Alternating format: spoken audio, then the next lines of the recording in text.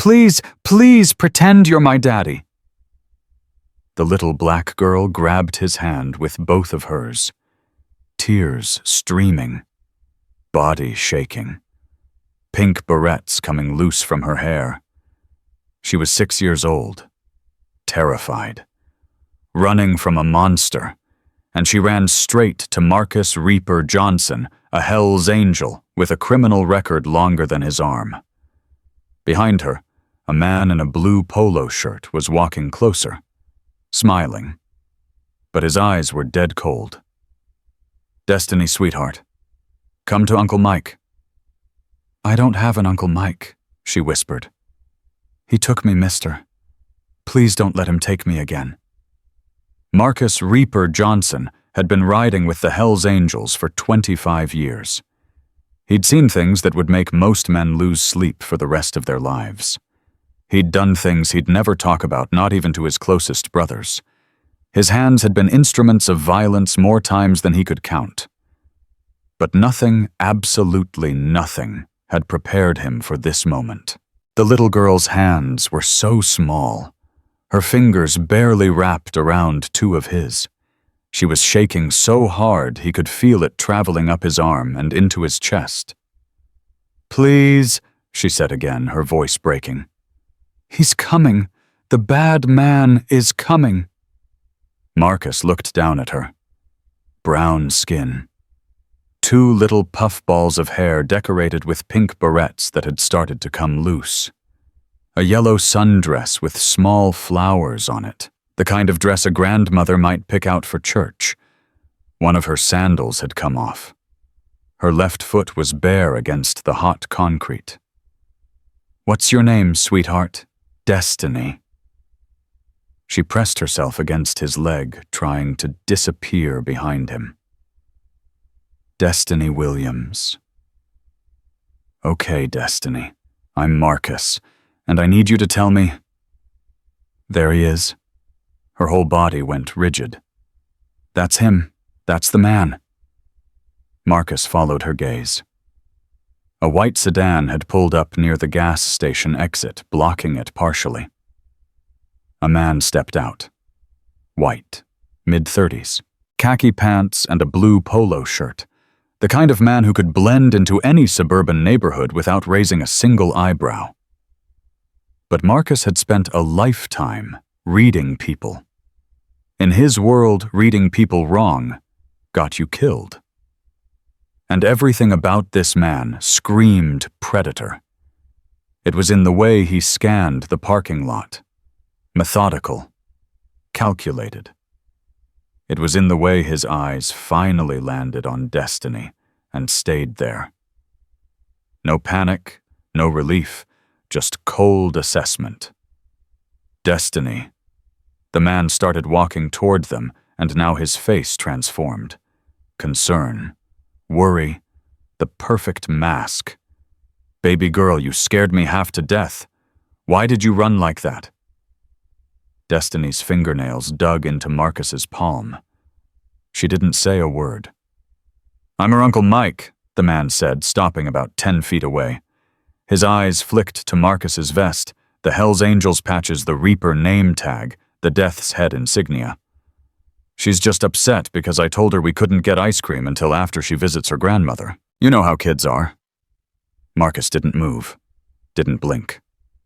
"That true, Destiny? This your uncle?" "No." Her voice was so quiet, he almost missed it. "I don't have an Uncle Mike. I don't know him. He was waiting outside my school. He said Mama was in an accident.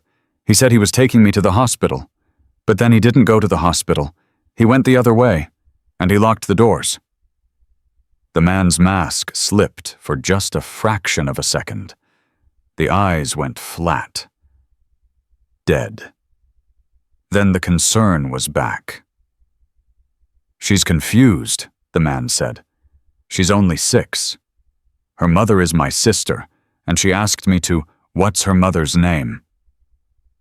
The question hung in the air. "Excuse me, you said her mother is your sister?"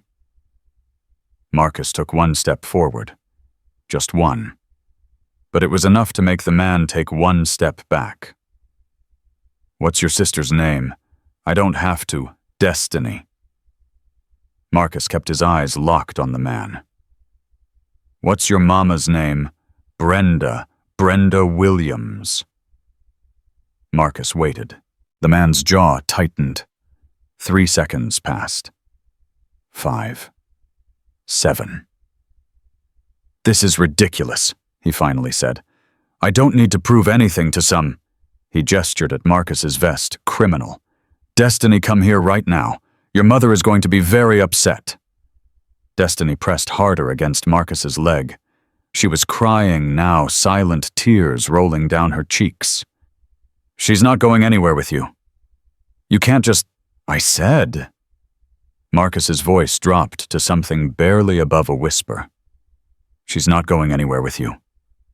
The man stood frozen. His eyes darted around the parking lot, calculating his options.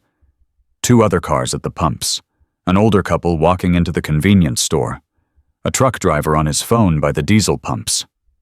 Fine. The man's voice had changed now. The pretense was gone. Fine. Keep her. I don't need this hassle. He started backing toward his car. And that's when Marcus saw it. A slight bulge in the man's front pocket, not a wallet wrong shape. The corner of something flat and rectangular. When the man moved, the pocket shifted just enough for Marcus to see the edge of a phone. But there was something else. A small, laminated card clipped to his belt, partially hidden by his shirt. The kind of card you'd use for a keycard entry. And on it, just visible a logo. A warehouse. An address. The man reached his car, got in, and started the engine. Stay here, Marcus said to Destiny. No. She grabbed his hand tighter. Don't leave me. The desperation in her voice stopped him cold. This child had trusted him. A complete stranger. A man who looked like he'd walked straight out of her nightmares. She'd trusted him because she had no one else. He couldn't break that trust. Not for anything. The white sedan pulled away. Marcus memorized the license plate. Every digit. Every letter. Then he looked down at Destiny Williams, 6 years old, one sandal missing, pink barrettes coming loose, and made a decision that would change the course of his entire life. Destiny, I'm going to pick you up now. Is that okay? She nodded. He lifted her gently, and she immediately wrapped her arms around his neck, burying her face against his shoulder. She was so light, so small, so fragile. You're safe now, he said. I promise you. You're safe. Marcus carried Destiny into the gas station convenience store. The woman behind the counter, heavy-set gray hair name tag reading Dolores, took one look at his vest and reached under the counter. Relax, Marcus said. I need to use your phone. This little girl was just almost kidnapped from this parking lot. Dolores's hand stopped. Her eyes moved from Marcus to Destiny, still clinging to him, still crying softly. Lord have mercy. She pulled out a cordless phone. Police. In a minute. First I need to call her mother. Then he looked at Destiny. Sweetheart, you know your mama's phone number? Destiny nodded. She recited it perfectly. 10 digits without hesitation. Smart girl, Marcus said. Very smart girl. He dialed. It rang 3 times before a woman answered. Her voice was harried, stressed, the voice of someone managing too many things at once. Hello. Is this Brenda Williams? Yes, who is this? Ma'am, my name is Marcus Johnson. I'm at the Sunoco station on Route 47. I have your daughter Destiny with me. She's safe. Silence. Then a sound that Marcus would never forget as long as he lived. The sound of a mother's heart shattering and rebuilding itself in the same breath. A gasp, a sob, a moan of pure primal relief. Oh God, oh my God, oh Jesus, is she okay? Is she hurt? Let me talk to her. Please let me talk to her. Marcus held the phone to Destiny's ear. "Mama." The cry that came through the phone was loud enough for Marcus to hear. Raw. Desperate. Beautiful. Baby, are you okay? Where are you? Mama's coming. Mama's coming right now." "Mama, I was so scared." Destiny was crying openly now, deep sobs shaking her small body. "A man took me. He said you were hurt. But he was lying, Mama. He was lying." "I know, baby, I know. But you're safe now. Mama's coming. Don't move. Don't go anywhere. I'll be there so fast." Marcus took the phone back.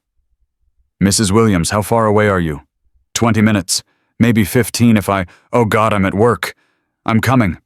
Don't let anyone take her, please." "Nobody's taking her anywhere. I give you my word." "I called the school when they said she wasn't there. They said a man picked her up. They said he had identification. He said there was an emergency." Her voice broke. "How could they just let him take her?" "We can figure that out later. Right now, just drive safe and get here. I'll stay with her until you arrive." "Thank you. Thank you. I don't know who you are, but thank you." "Just a man who was at the right place at the right time." He hung up. Dolores was already on another phone calling the police. Her voice was calm, professional. She'd clearly handled emergencies before. "They're sending someone," she said, hanging up. "Should be here in 10 minutes. She looked at Destiny. "Sweetheart, you want some juice? I got apple juice, orange juice, whatever you want." Destiny looked at Marcus for permission. "Go ahead," he said. "You must be thirsty." "Apple, please," Destiny said quietly. Dolores poured her a cup and set it on the counter, but Destiny wouldn't let go of Marcus's hand long enough to drink it. So Marcus picked it up and held it for her, letting her take small sips. "That man," Dolores said quietly, watching Destiny drink. "You got a good look at him. Better than good. Police are going to want a description. They'll get one. But first—" Marcus pulled out his own phone. "I need to make another call," and he dialed a number he knew by heart. It rang once. "Reaper." The voice on the other end was deep, gravelly. "What's up, brother?" "Grim. I need you at the Sunoco on Route 47. Now. And I need you to bring everyone." A pause. In all their years riding together, Marcus had never made a call like this. "What kind of situation we talking about? Child trafficking." The silence that followed was absolute. "I'm on my way. 15 minutes. "Grim. 15 minutes, Reaper. Don't do anything stupid until I get there." The line went dead. Marcus looked down at Destiny. She'd finished her juice and was leaning against him now, exhausted, her eyes half closed. The adrenaline was wearing off. Soon she'd crash completely. "Destiny, you were so brave today. You know that what you did running away, finding help, that was so brave." She opened her eyes and looked up at him. Really looked at him. This child who'd been taught, like all children, to fear men who looked like him. "You don't look scary," she said. Marcus almost laughed. Almost. "Sweetheart, I'm the scariest looking man in this whole state." "No." She shook her head solemnly. "The other man was scary. The one who took me. He smiled, but his eyes were scary. Your eyes aren't scary." Marcus didn't know what to say to that. "Can I ask you something?" Destiny said. "Anything. Why did you help me?" It was such a simple question, such an obvious question, and Marcus had absolutely no idea how to answer it. Because in his world, you minded your own business. You didn't get involved. You protected your brothers, you handled club business, and you stayed out of everything else. That was the code. That was survival. But when this little girl had grabbed his hand, when she'd looked up at him with those terrified eyes, when she'd said, "Please pretend you're my daddy," something had cracked open inside him, something he'd kept locked away for 25 years. "Because you needed help," he finally said. And I was there. Destiny seemed to consider this. My grandma says angels come when you need them most. I'm not an angel, sweetheart. She pointed at his vest. It says you are. Right there. Marcus looked down at his patches. The death's head. The wings. The word angels. For the first time in his adult life, Marcus Johnson didn't have a response. The police arrived 8 minutes later. 2 officers, a young white guy barely old enough to shave, and an older black woman with the weary eyes of someone who'd seen too much. The older officer, her name tag read Sergeant Mitchell, took one look at Marcus's vest, and her hand moved to her weapon. Sir, I'm going to need you to step away from the child. This man saved me, Destiny shouted, clinging tighter to Marcus.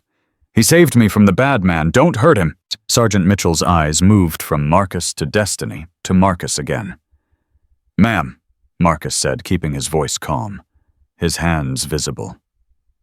This little girl was kidnapped from her elementary school approximately 90 minutes ago by a white male, mid-30s khaki pants, blue polo shirt driving a white sedan. He recited the license plate. He claimed to be her uncle. He's not. She escaped when he stopped for gas and she ran to me. Her mother is on her way. I have not touched my weapon. I have no intention of touching my weapon. All I want is for this child to be safely reunited with her mother. The sergeant studied him for a long moment. Dolores, she said, without looking away from Marcus. This man telling the truth. Every word, Dolores said. I saw most of it from the window. That little girl ran right to him. He's been protecting her ever since. Sergeant Mitchell's hand moved away from her weapon. She exhaled slowly.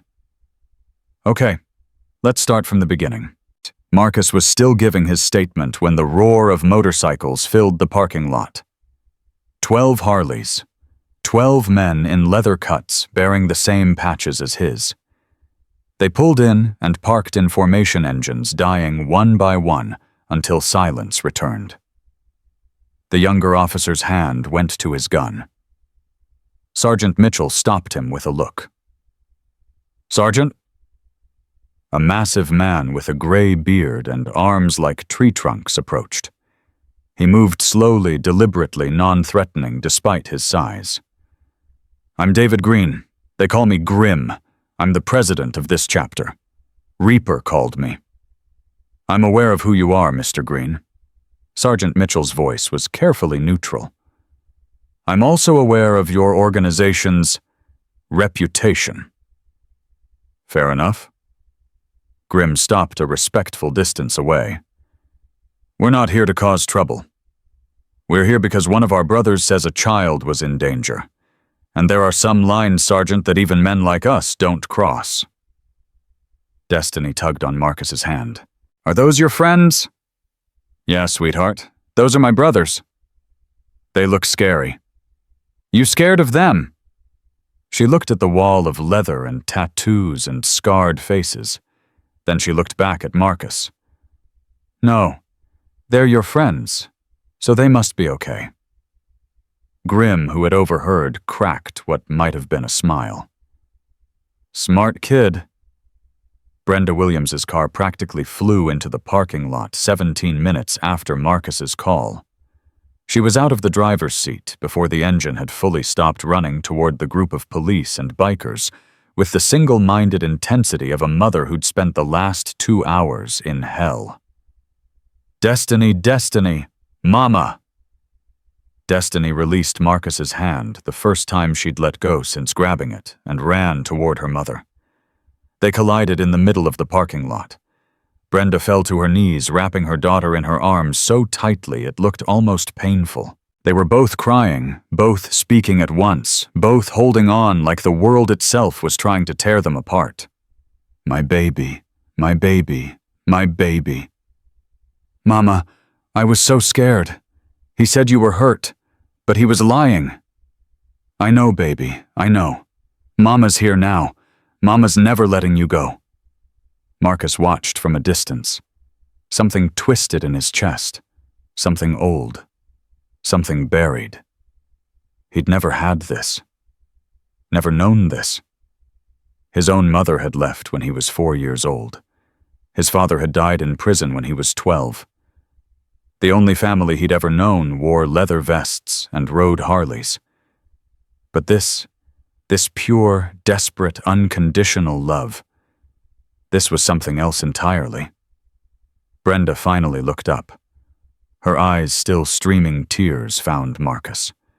She stood slowly, lifting Destiny with her. Then she walked toward him. The other bikers parted. Even the police stepped back.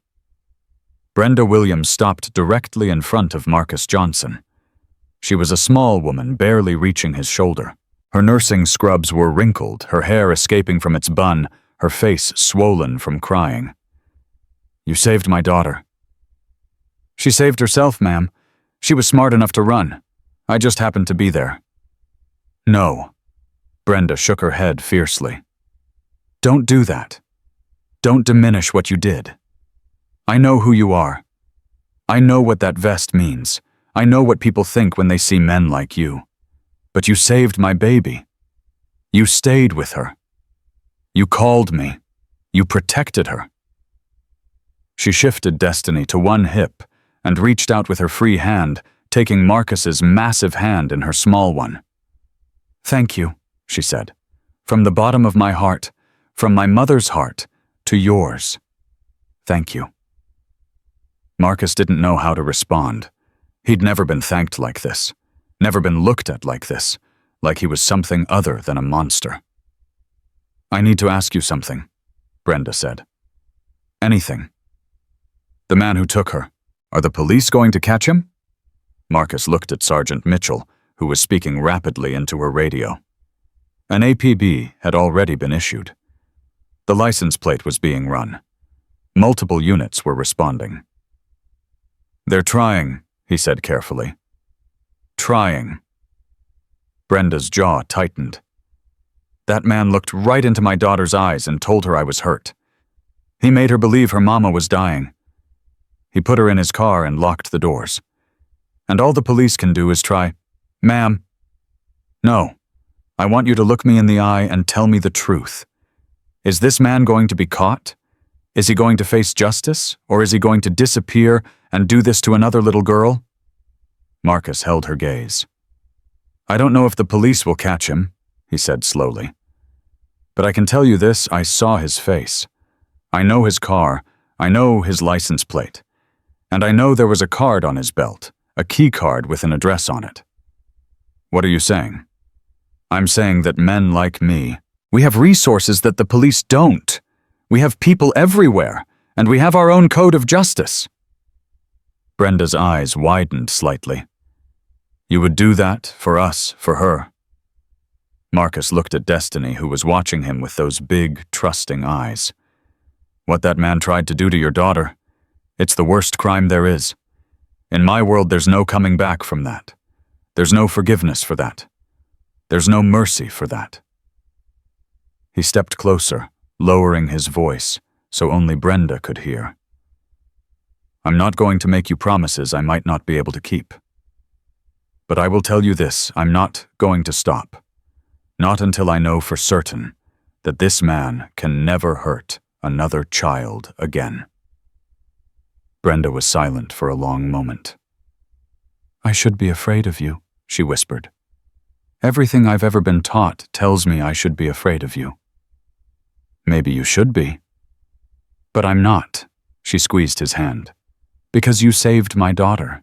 And because right now, in this moment, you're the only person in this parking lot who's looking at me like you actually understand what this feels like.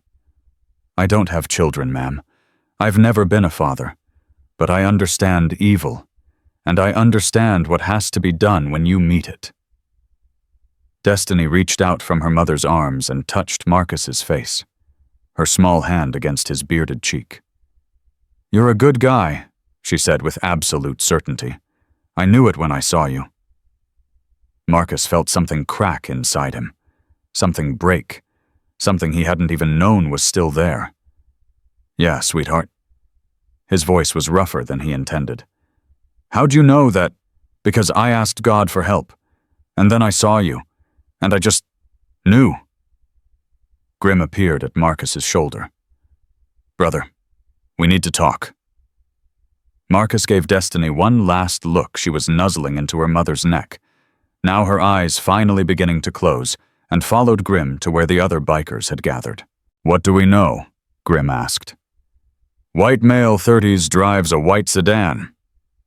Marcus recited the license plate again. He had a key card on his belt.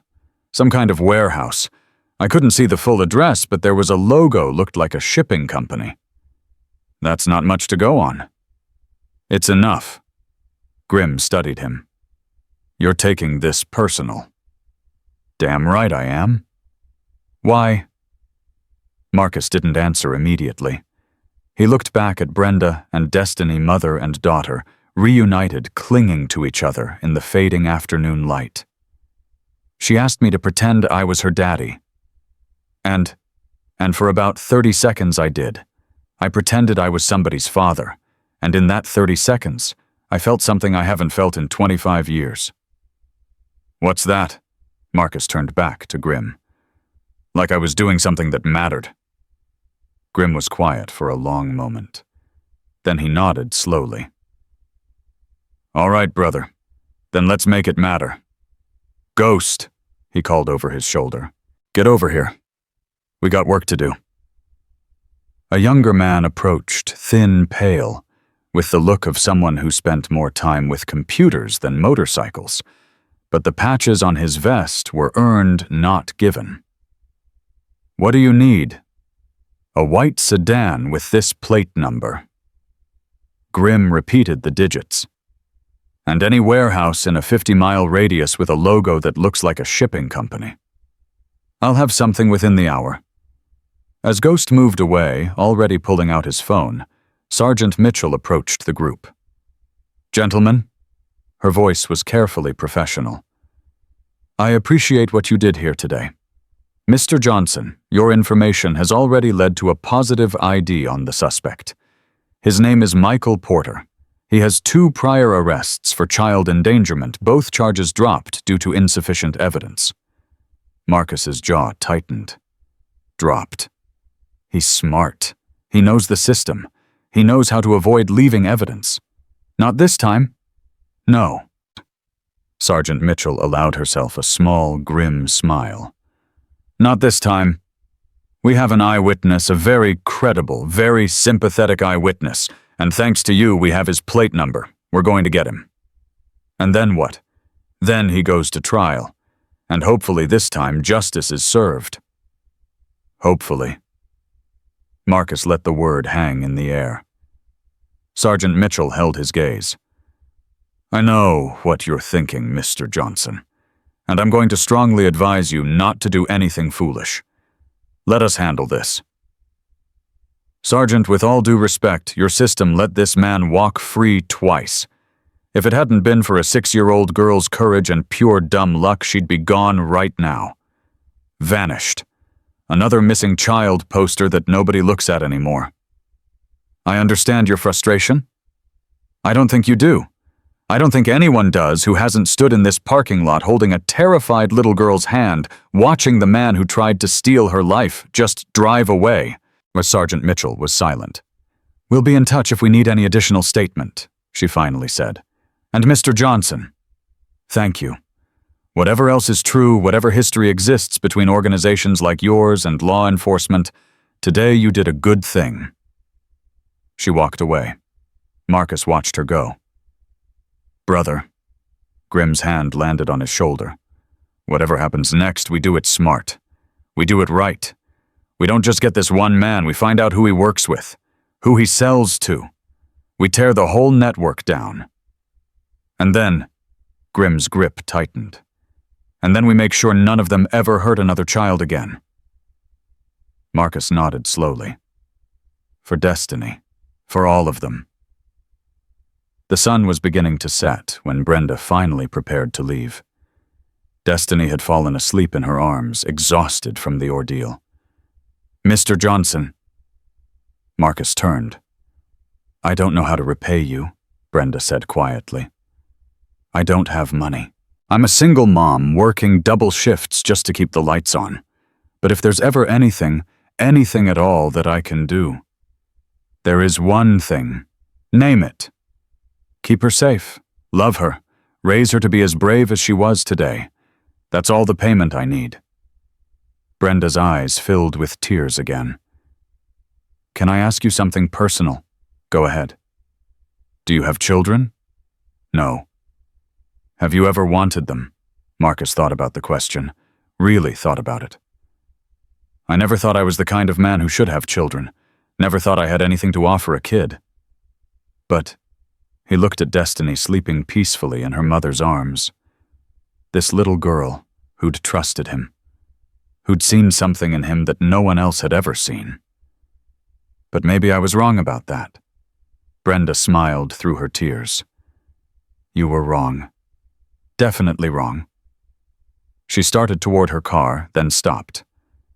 "Mr. Johnson, yes, if you ever find him, the man who took my daughter, I want you to know something." "What's that?" Brenda's eyes went hard.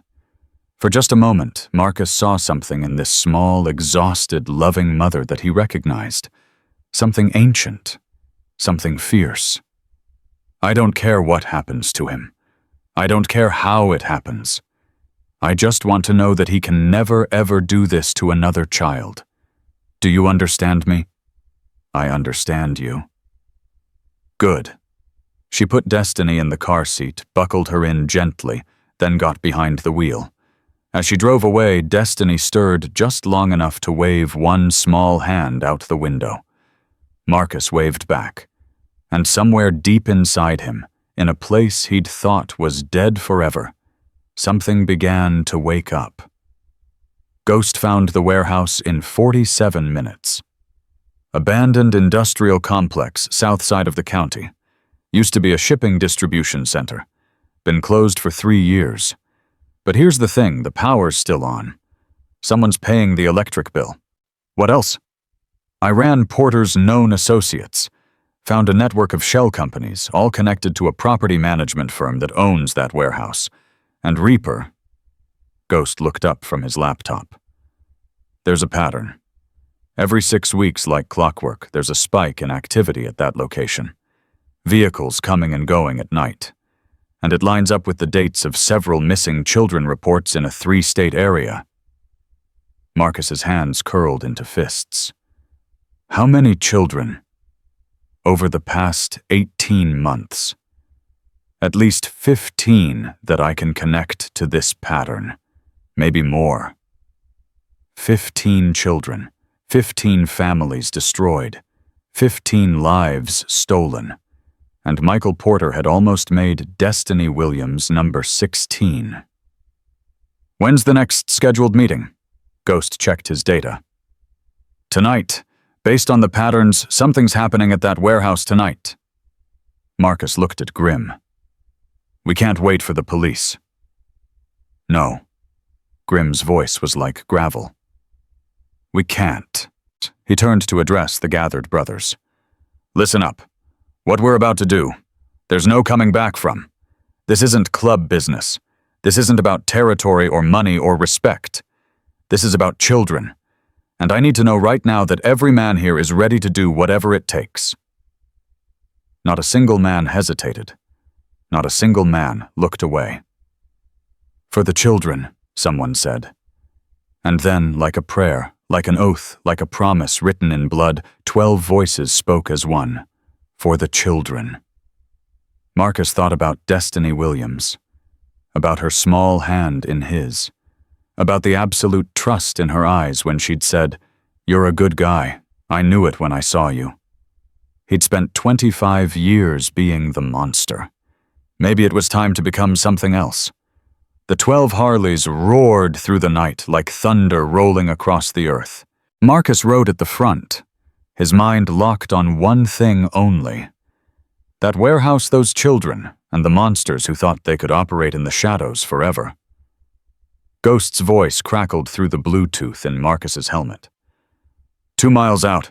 I'm picking up heat signatures, at least 8 adults. And Reaper. There's a cluster of smaller signatures, huddled together, not moving much. Children. They were keeping children in there like cargo. How many? Marcus's voice was barely controlled. I count 11, maybe 12. Hard to tell, they're so close together. 11 children, waiting in the dark, terrified, wondering if anyone would ever come for them. Marcus twisted the throttle harder. Grimm's voice cut in. Reaper, slow down. We do this smart, or we don't do it at all. These kids need us to get it right. Marcus knew he was right. He eased off, letting the formation tighten behind him. What's the plan? Bulldog asked. His voice was calm, steady. The voice of a man who'd seen combat in 3 different countries before finding his way to the club.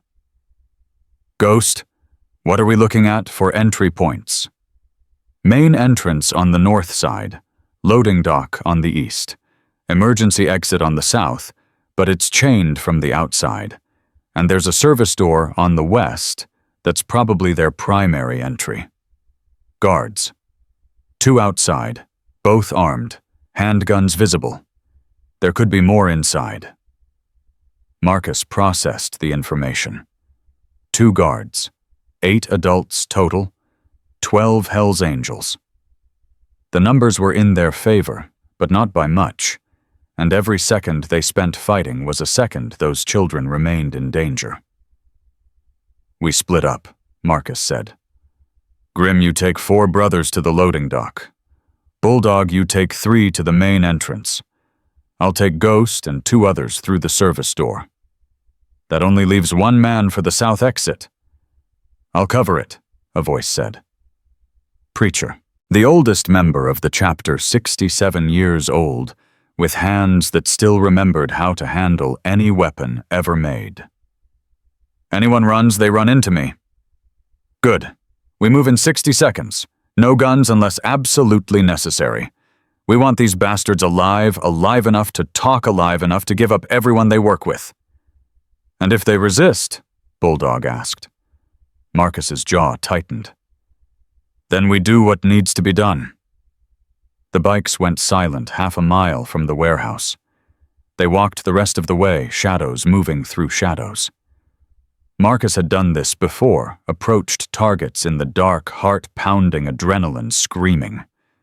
But it had never felt like this. It had never mattered like this. Every step he thought about Destiny, about her small hand grabbing his, about her voice trembling but brave saying, "Please pretend you're my daddy." How many of those children inside had begged for help that never came? How many had prayed for someone, anyone, to save them? Tonight those prayers would be answered. They reached their positions. Marcus could see the service door now, a single light bulb illuminating the entrance. 1 guard stood there smoking a cigarette, completely unaware that death was 30 feet away. On my mark, Marcus whispered into his comm. 3, 2, 1, go! Everything happened at once. Marcus moved like a ghost himself, covering the distance in seconds. The guard heard something, maybe footsteps, maybe just instinct, and turned. His hand went for his weapon. Too slow. Marcus's fist connected with the man's throat. The guard went down, gasping, choking. Marcus was on him before he could recover, 1 arm locked around his neck, squeezing until the struggling stopped. Clear, he said into his comm. Loading dock, clear, Grimm responded. Main entrance clear, Bulldog confirmed. South exit clear, Preacher added. Had a runner. He's not running anymore. They were in. Marcus pulled the service door open. Ghost was right behind him, followed by Snake and Demon. 2 brothers who'd earned their patches through blood and loyalty. The corridor inside was dark, damp. The smell hit Marcus immediately, sweat, fear, urine. The smell of people kept in cages like animals. His blood turned to ice. They moved quickly, checking corners, watching for threats. At the end of the corridor, a door. Light leaked from underneath it. Voices. Told you the buyer's getting impatient. He wants the merchandise tonight. He'll get it when he gets it. We've got a problem. The Porter pickup went sideways. Some biker interfered. What kind of biker? Hell's Angels. A long pause. That's not good. No kidding.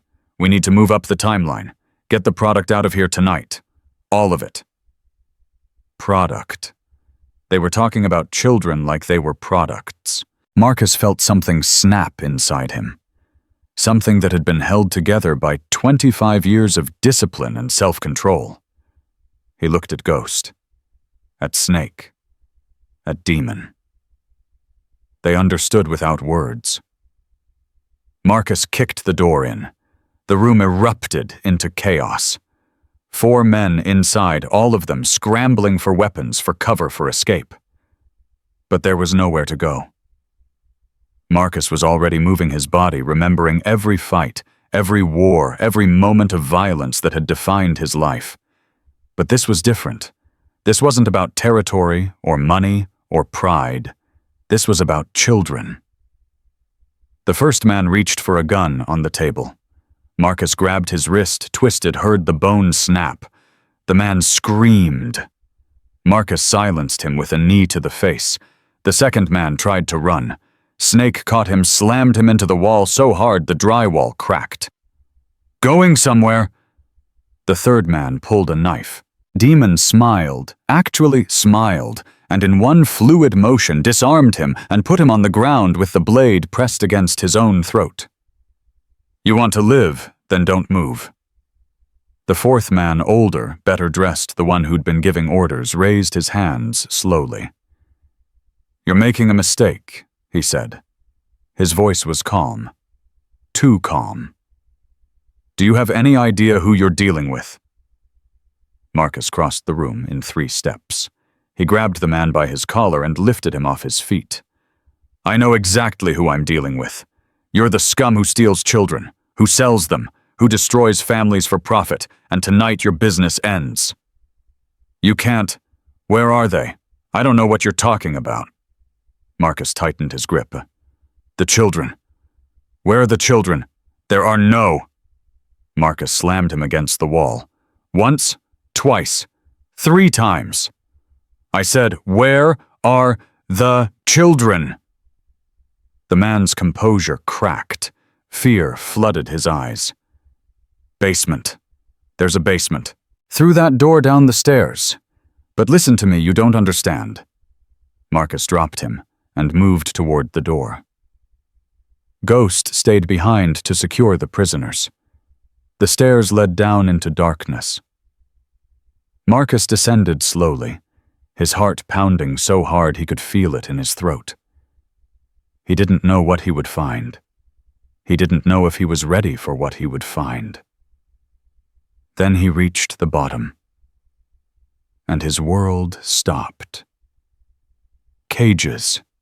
Metal cages like you'd use for large dogs, and in each cage a child, some sleeping, some staring at nothing, some crying softly. Their eyes were hollow, empty, the eyes of children who'd given up hope. Jesus Christ, Bulldog's voice came from behind him. He'd made it through from the loading dock. Reaper, what is this? What the hell is this? Marcus couldn't speak. He couldn't breathe. He just stood there staring at the horror in front of him. 11 children. The youngest couldn't have been more than 4. The oldest maybe 12. All of them dirty. All of them broken. All of them waiting for someone to save them. Get them out. Marcus's voice came from somewhere far away. Get them out of those cages right now. They moved quickly. The cages weren't locked with anything sophisticated, just simple padlocks. Bolt cutters made quick work of them. One by one, the children emerged. Some ran to the bikers like they were salvation itself. Others had to be coaxed out gently, too traumatized to trust anyone anymore. A little boy, maybe 7, grabbed Marcus's hand. He didn't say anything. He just held on with a grip that said, "Please don't let go." Marcus knelt down to his level. "Hey, buddy. What's your name?" "Isaiah." His voice was barely a whisper. "Isaiah Thompson." "Isaiah, my name is Marcus. I'm here to help you. You're safe now. Do you understand? You're safe." The boy's eyes filled with tears. "They said nobody was coming. They said nobody cared about us. They said we belonged to them now." Something inside Marcus shattered completely. "They lied, Isaiah. They lied about everything. There are so many people who care about you. Your family is looking for you right now, and I promise you, you're going home." Isaiah threw his arms around Marcus's neck. This small broken child holding on to a Hell's Angel like he was the only solid thing in a world that had tried to destroy him. Marcus held him back, and for the first time in 25 years, tears fell from his eyes.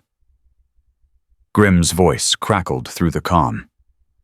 "Reaper, we've got a problem up here. You need to come quick. I'm with the children. They need Reaper, now. It's about Porter." Marcus gently untangled himself from Isaiah. "Stay with my friend here, okay? He's going to keep you safe."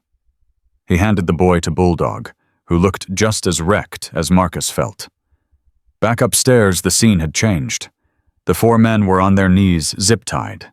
Grimm stood over them, phone in hand, his face darker than Marcus had ever seen it. "What?" Grimm handed him the phone. It was open to a messaging app.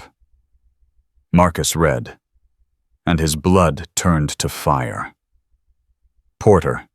Package lost. Hell's Angels interfered. They have the girl, unknown, unacceptable. This brings heat on all of us. Porter. I can fix it. I know where the mother lives. I can get the girl back. Unknown. Do it tonight. And Porter, make sure there are no witnesses this time." Marcus looked up at Grimm. "When was this sent?" 45 minutes ago, right around the time we were leaving the clubhouse." Destiny.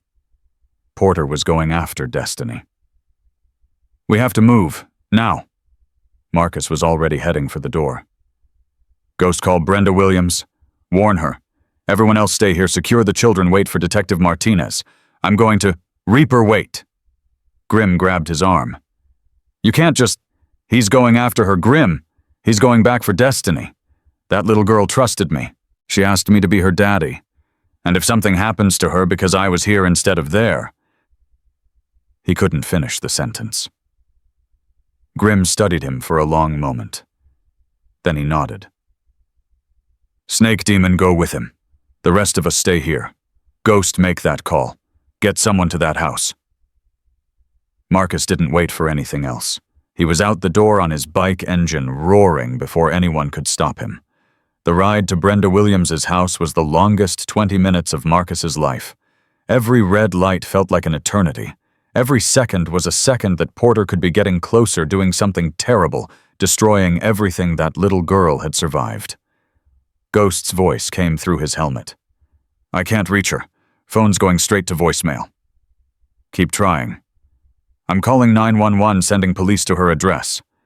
"They won't get there in time. You know that." "Then you better ride faster." Marcus pushed his bike to its limit. The engine screamed. The wind tore at him. He didn't care. All he cared about was getting to that house before it was too late. Please, he thought. Please let me get there in time. Please don't let that little girl down. Please. He wasn't a praying man. Hadn't been since he was a child. But right now, racing through the night to save Destiny Williams, Marcus Johnson found himself praying harder than he ever had in his life. The neighborhood was quiet when he arrived. Working class. Small houses close together. The kind of place where people minded their own business because they were too tired from working 3 jobs to pay attention to anything else. Brenda's house was dark. Too dark. Marcus killed his engine a block away and moved on foot. Snake and Demon were 30 seconds behind him. He could hear their bikes in the distance. He approached the house carefully, looking for any sign of trouble. The front door was closed. Windows intact. Nothing obviously wrong. But something felt wrong. Something felt very, very wrong. He moved to the side of the house. There, the back door. Opened just a crack. Marcus drew his weapon. He didn't want to use it. He didn't want to kill anyone tonight if he could avoid it. But if Porter was in that house, if he had destiny... He slipped through the back door. The kitchen was empty. Signs of a normal evening dishes in the sink, a child's drawing on the refrigerator, a cup of coffee gone cold on the counter. He moved deeper into the house. Living room. Empty. Hallway. Empty. A sound. Coming from one of the bedrooms. Marcus moved silently, pressing himself against the wall. The sound was crying. Soft. Muffled. Like someone trying not to make noise. He reached the bedroom door. It was slightly open. He pushed it wide. And there she was. Destiny Williams huddled in the corner of her closet, hands over her mouth, tears streaming down her face. And standing in the middle of the room, his back to the door, was Michael Porter. He was holding a phone, speaking into it quietly. "Yeah, I've got her. The mother's handled. I'm bringing the package to the secondary location. 30 minutes. Handled. What did that mean? Where was Brenda Porter ended the call and started toward the closet. "Come on out, sweetheart. Uncle Mike just wants to take you somewhere safe." "No." Destiny's voice was raw with terror. "Go away, Mama, Mama! Your mama can't help you anymore, baby. It's just you and me now." He reached for the closet door. "Touch her, and I'll kill you." Porter spun around. His eyes went wide when he saw Marcus standing there, weapon raised, death in his eyes. "You! Me! How did you— It doesn't matter how. Step away from that closet, now!" Porter's face twisted. The mask was completely gone now. There was nothing human left in his eyes. "You don't understand what you're interfering with. This is bigger than you. Bigger than your pathetic little motorcycle club. There are powerful people. I don't care. You will. When they come for you. When they come for everyone you love." I said, "Step away from the closet." Porter moved, but not toward Marcus. He reached into his pocket and pulled out a knife, a long, cruel blade that caught the light. "You think you're a hero?" He laughed. "You're a criminal. A thug. You think that little girl is going to remember you as anything other than the scary man she met at a gas station. You think—" Marcus pulled the trigger. The bullet caught Porter in the shoulder, spinning him around. He dropped the knife, dropped to his knees, screamed. Marcus was on him in seconds, kicking the knife away, putting his boot on Porter's chest. "Where is Brenda Williams?" Porter was gasping, clutching his shoulder. Blood seeped between his fingers. "Where is her mother?" "Bedroom, end of the hall. I just tied her up. She's alive." "I didn't. I was going to come back for her later." Marcus didn't wait to hear any more. "Snake, get in here. Secure this piece of garbage." He ran to the other bedroom. Brenda was there, tied to a chair, duct tape over her mouth, eyes wild with fear. But alive. She was alive. Marcus cut her free in seconds. "Destiny. She's okay. She's in her closet. She's safe. It's over." Brenda didn't wait. She ran from the room, bare feet pounding on the floor. Marcus heard the collision of mother and daughter, heard the crying, heard the words of love and relief and desperate gratitude. He stayed in the bedroom for a moment, just breathing. His hands were shaking. His whole body was shaking. He'd almost been too late. 1 minute later, 1 second later, and everything could have been different. But he'd made it. Somehow he'd made it. When he walked back into Destiny's bedroom, she was in her mother's arms, both of them crying, both of them holding on like they'd never let go. Porter was on the ground. Snake standing over him, waiting for the police that Ghost had called. Destiny looked up when she saw Marcus. "You came back," she whispered. "I told you I'd protect you." "The bad man said you wouldn't come. He said nobody cared about me." Marcus knelt down. He was still shaking, still struggling to breathe normally, but he looked that little girl in the eyes and spoke from somewhere deep in his soul. "Destiny, listen to me. There are always going to be bad people in this world. People who want to hurt you, to use you, to make you feel like you don't matter. But there are good people too. People who will fight for you. People who will protect you. And no matter what anyone ever tells you, you matter. You matter so much." "Even to scary-looking men," Marcus laughed. Actually laughed. "Especially to scary-looking men." Destiny reached out and touched his face again. That same gentle touch, her small hand against his rough cheek. "I knew you'd come," she said. "I told Mama. I told her you'd come." Marcus looked at Brenda. "She wouldn't stop talking about you." Brenda said, her voice thick with tears. "From the moment we got home, the big man who saved her, the man who pretended to be her daddy, the man who promised to keep her safe. I almost didn't make it in time. But you did. That's all that matters. You did."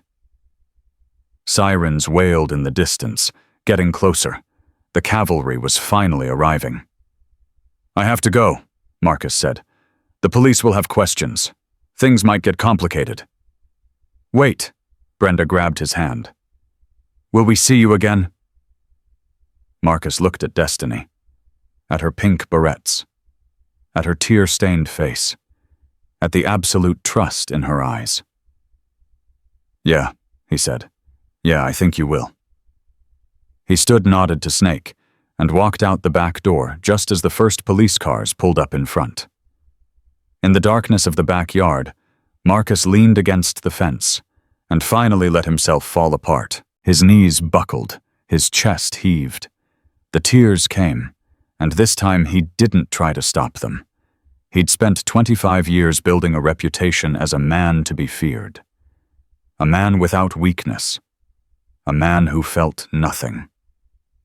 But tonight, a 6-year-old girl had torn down every wall he'd ever built, and somehow, impossibly, Marcus Johnson felt more alive than he had in decades. His phone buzzed. Grimm's number. "Yeah. It's done. 11 children recovered. All suspects in custody. Martinez is here. She wants to talk to you. I'm on my way back. How's the girl?" Marcus looked at the house. Through the window he could see Brenda and Destiny still holding each other, surrounded now by police officers and emergency responders. "She's safe. They both are." "Good." Grimm paused. "And Reaper? Yeah. What you did tonight. I've known you for 20 years. I've never seen you like this. I've never felt like this." "That little girl changed something in you, didn't she?" Marcus thought about the question. "No," he said finally. "She didn't change me. She just found something that was already there. Something I'd forgotten." "What's that?" Marcus watched as Destiny looked toward the window. She couldn't see him in the darkness, but she was looking anyway. Like she knew. Like she felt him there. "A reason," Marcus said. "She gave me a reason." He ended the call, got on his bike, and rode toward whatever came next. The night wasn't over yet, Marcus pulled into the warehouse parking lot just as the last ambulance was loading up. Red and blue lights painted everything in flashes of color. Detectives moved between vehicles. FBI agents, when had they arrived, clustered near the main entrance. Detective Martinez spotted him immediately. "Johnson." She walked toward him, her face unreadable. "I should arrest you right now." "On what charges?" "Breaking and entering, assault, discharging a firearm, take your pick." Marcus didn't respond. He just stood there waiting. Martinez stopped in front of him. She was silent for a long moment.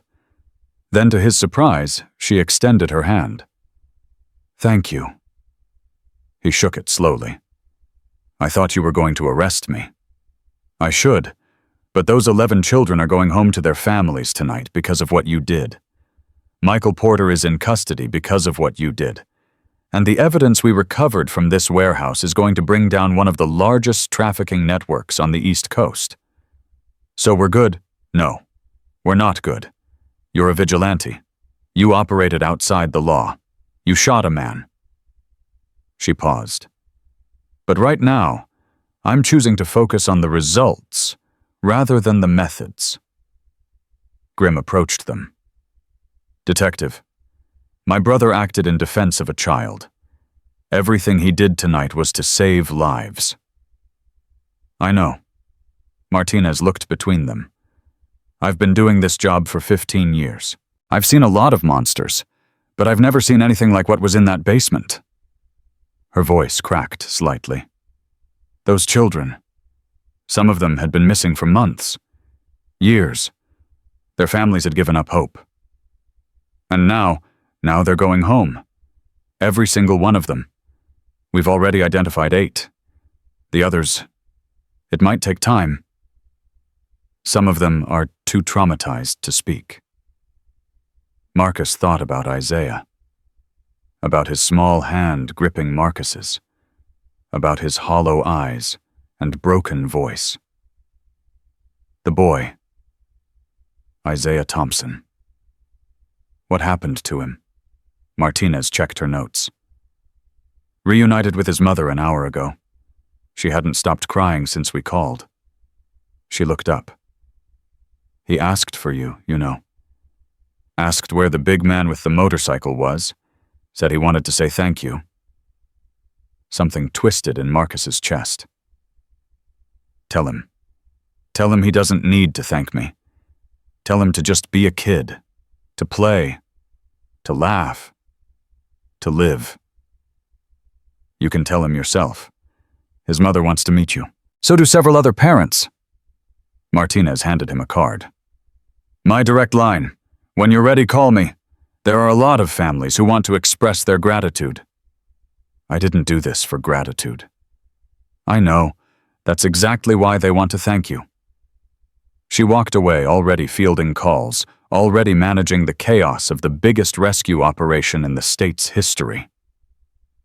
Grimm put his hand on Marcus's shoulder. "Brother, you need to rest. It's been a hell of a night." "I can't rest. Not yet. Porter was part of a network. He was taking orders from someone higher up. This isn't over. The FBI's on it now. The FBI let those children sit in cages for months, years. They didn't know. They didn't find them. We did. Reaper, Grimm, I'm not stopping. Not until every single person involved in this is brought down. I don't care if it takes weeks, months, years. I'm not stopping." Grimm studied him for a long moment. The same look he'd given Marcus 20 years ago when Marcus had first prospected for the club. The look that said he was weighing a man's soul. "You've changed," Grimm said finally. "Maybe. No, maybe about it. The Marcus Johnson I've known for 2 decades wouldn't have gotten involved in any of this. He would have minded his own business, kept his head down, protected the club." "And what do you think of this new Marcus Johnson?" Grimm smiled. Actually smiled. "I think I like him better." Before Marcus could respond, his phone rang. "Unknown number," he answered. Yeah. Mr. Johnson. The voice was smooth, cultured, the voice of someone who'd never gotten his hands dirty in his life. I believe you have something that belongs to me. Marcus's blood went cold. Who is this? My name isn't important. What's important is that you understand the gravity of your situation. You've interfered with a very profitable enterprise.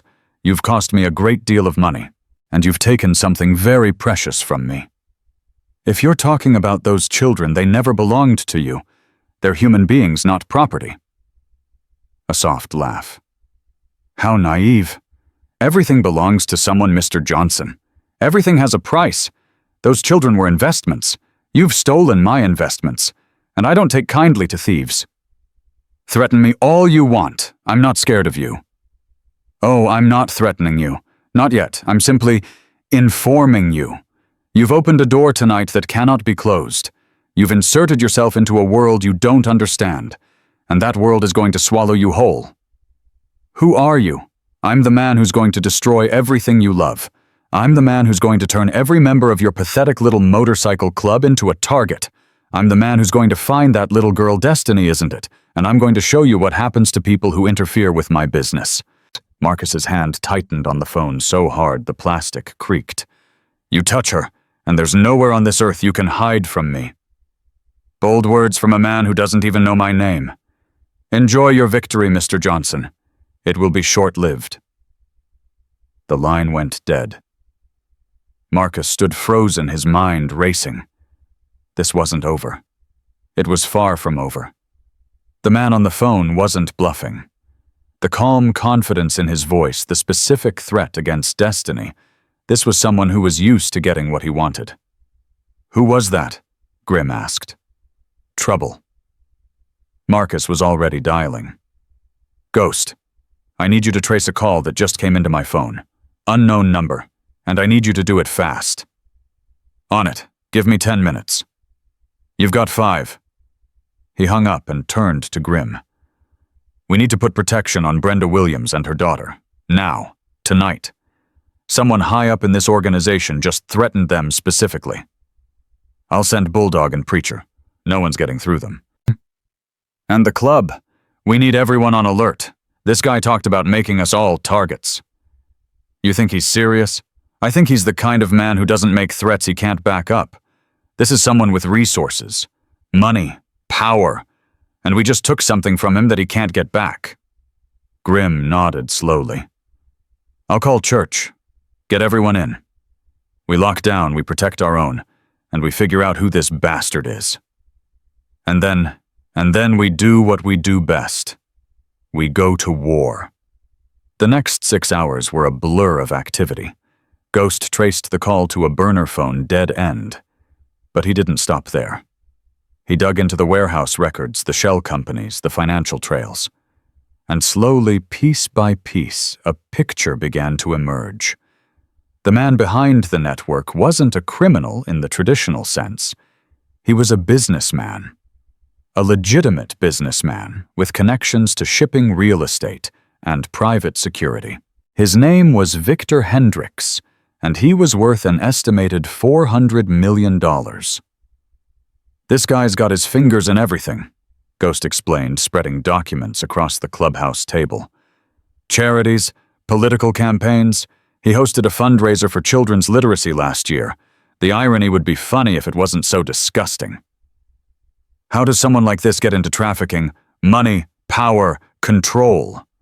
For some people, it's not enough to be rich. They need to own things, people, lives. Ghost's voice was bitter. I've seen his type before. They think they're untouchable, and most of the time they're right. Marcus looked at the photo Ghost had pulled up. Victor Hendricks, 62 years old. Gray hair perfectly styled. Tailored suit. The smile of a man who'd never been told no in his life. He's not untouchable anymore. Reaper, this guy has security, lawyers, connections at every level of government. You can't just walk up to him and watch me. That's suicide. He'll have you killed before you get within 100 feet of him. Then we find another way. We build a case. We expose him. With what evidence? Everything we recovered at the warehouse points to middle management. Porter and his crew. Nothing connects directly to Hendricks. There has to be something. If there is, I haven't found it yet. Marcus slammed his hand on the table. Frustration boiled over. They'd saved 11 children, but the man responsible was still out there, still operating, still threatening the people Marcus had sworn to protect. His phone rang again. Bulldog's number. Talk to me. We're at the Williams house. Everything's quiet. But Reaper, there's something you should know. What? The little girl, Destiny. She can't sleep. She keeps asking for you. Her mama says she's convinced the bad men are coming back. She says only the motorcycle daddy can keep her safe. Marcus closed his eyes. That name. That impossible, heartbreaking name. Motorcycle daddy. Put her on the phone. Reaper? I don't know if... Put her on the phone, Bulldog. A rustling sound. Muffled voices. Then a small, scared voice. Hello? Hey, Destiny. It's Marcus. Marcus. The relief in her voice cut straight through him. Are you coming back? The bad man said he was going to get me. He said nobody could stop him. But you can stop him, right? You stopped him before. Destiny, I need you to listen to me. Are you listening? Yes. The men outside your house right now, they're my brothers. They're the best, bravest men I know. They're not going to let anything happen to you. Do you understand? But what about you? Where are you? Marcus hesitated. How did you explain to a 6-year-old that you were hunting the monster under her bed? I'm working on something important. Something that's going to make sure you never have to be scared again. Promise. I promise. Pinky promise. Despite everything, the exhaustion, the fear, the weight of what lay ahead, Marcus smiled. Pinky promise. Okay. She sounded a little calmer now. Marcus. Yeah. I told Mama you're my friend. She said angels come in all kinds of disguises. She said maybe you're my angel. Marcus felt his throat tighten. I'm not an angel, sweetheart. That's what angels always say. They never know they're angels until someone tells them. Out of the mouths of babes. Get some sleep, Destiny. I'll check on you tomorrow. Okay. Okay. Good night, Marcus. Good night, sweetheart. He hung up and found every man in the clubhouse staring at him. What? Grimm shook his head slowly. Never thought I'd see the day. Reaper going soft for a kid?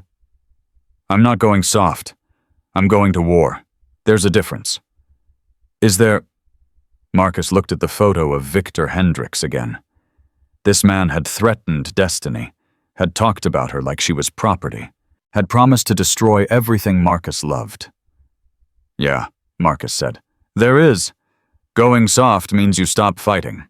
Going to war means you fight harder than you've ever fought before, for something that matters, for someone who matters. He turned to Ghost. You said Hendricks has connections, political connections. Who specifically? Senators, congressmen, a couple of judges. Why? Because everyone has enemies, even politicians, maybe especially politicians. Marcus's mind was working now, seeing angles, finding edges. Find out who hates Hendricks, who's been burned by him, who wants him brought down, then find out what they know. That could take weeks. Then you better start now. The first lead came 3 days later. A former business partner of Hendricks, a man named William Chen, who'd been forced out of a real estate deal and lost millions. He was bitter angry and more than willing to talk. Hendricks is a snake, Chen said, sitting across from Marcus in a coffee shop miles from anywhere either of them was known. But I never imagined. Children, are you certain?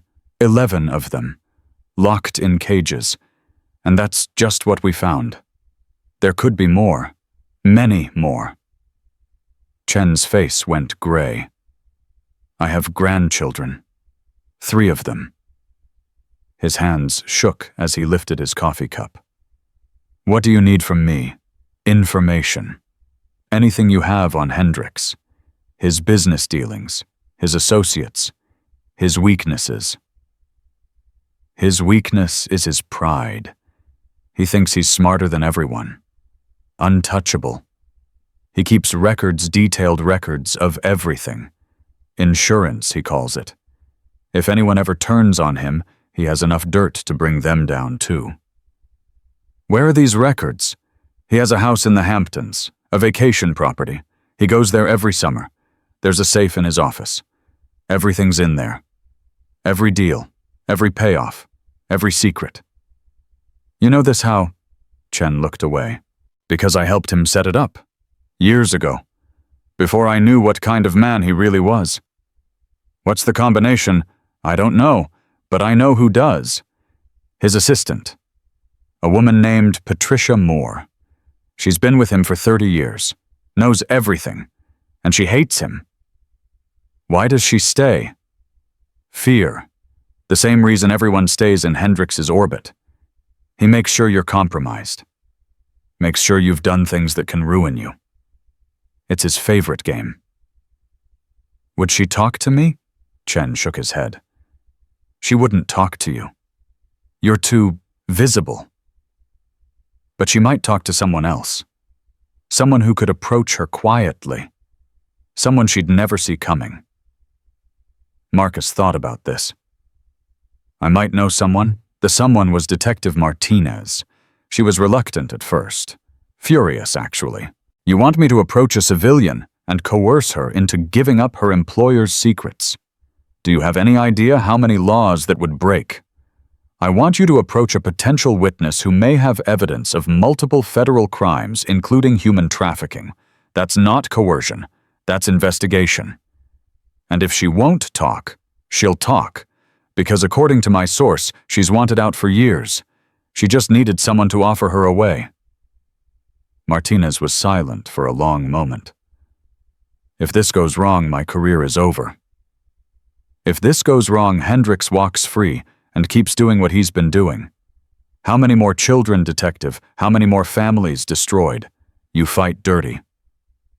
I fight to win. Patricia Moore broke down within 10 minutes of Martinez's visit. 30 years of silence. 30 years of watching Victor Hendricks destroy lives. 30 years of guilt and fear and self-loathing, all of it coming out in a flood of tears and confession. She gave them the combination to the safe. She gave them the layout of the Hampton house. She gave them everything. When are you moving on him? Marcus asked Martinez over the phone. FBI wants to coordinate. They're talking about next week. Next week is too long. He knows something's coming. He threatened me personally. Threatened destiny. If he gets spooked, he runs. I can't just...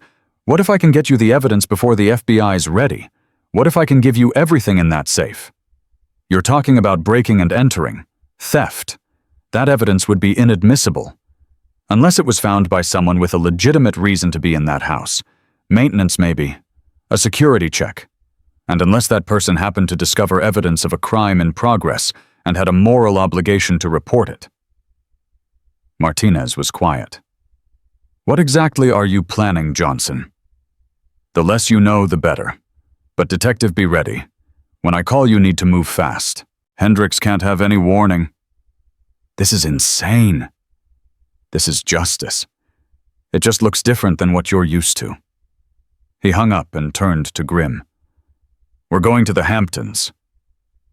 The house was exactly what Marcus expected. Massive. Opulent. The kind of place that screamed money so loudly you could hear it from the road. Security was tight, but not impossible. 2 guards at the gate, 2 more patrolling the grounds. Electronic surveillance on every entry point. Ghost had already handled the cameras. They'd loop for exactly 15 minutes, long enough to get in and out if everything went according to plan. Marcus moved through the darkness like he'd been born to it. 25 years of living in the shadows had prepared him for this moment. Every skill, every instinct, every lesson learned in blood and pain. The service entrance was unlocked. Patricia Moore had come through. He was inside within seconds. The office was on the second floor. Marcus climbed the stairs, silently counting doors, remembering the layout Patricia had described. Third door on the right. He found it. Tested the handle. Locked. But locks had never stopped Marcus Johnson. 30 seconds later, he was in. The safe was behind a painting, how cliché. The combination Patricia had given him worked on the first try. Inside, he found exactly what Chen had promised. Files. Dozens of them. Financial records. Photographs. Video recordings. And buried at the bottom a leather journal filled with handwritten notes. Marcus started photographing everything. His phone's camera clicked again and again, capturing evidence of corruption, exploitation, and evil on a scale he'd never imagined. Then he heard the voice. "I was wondering when you'd show up." Marcus spun. Victor Hendricks stood in the doorway. He was wearing a silk robe. His gray hair was slightly mussed. In his hand, he held a gun. "Mr. Johnson, the motorcycle hero, I've been expecting you." "How?" "Patricia called me an hour ago. Told me everything. She's dead now, of course. Tragic suicide. She left a note confessing to her involvement in my business ventures. Very considerate of her." Marcus's blood turned to ice. They'd killed her. The woman who'd finally found the courage to speak out, and they'd killed her for it. "You're a monster." "I'm a businessman. There's a difference." Hendricks smiled. "Now put down the phone, step away from the safe, and let's discuss your future. What little of it remains." Marcus didn't move. "I could shoot you right now. Claim self-defense. An intruder in my home. The police would believe me. They always do." "Maybe. But then you'd never know how much I've already told Detective Martinez. How much the FBI already knows. How close they are to taking everything you've built." Something flickered in Hendricks's eyes.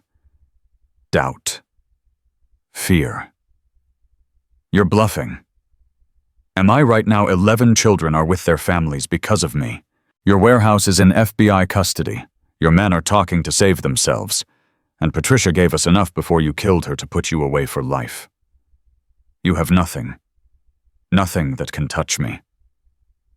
Then shoot me. See what happens." A long, terrible moment of silence. Hendricks's hand trembled slightly. The gun wavered. And then from outside, the sound of helicopters.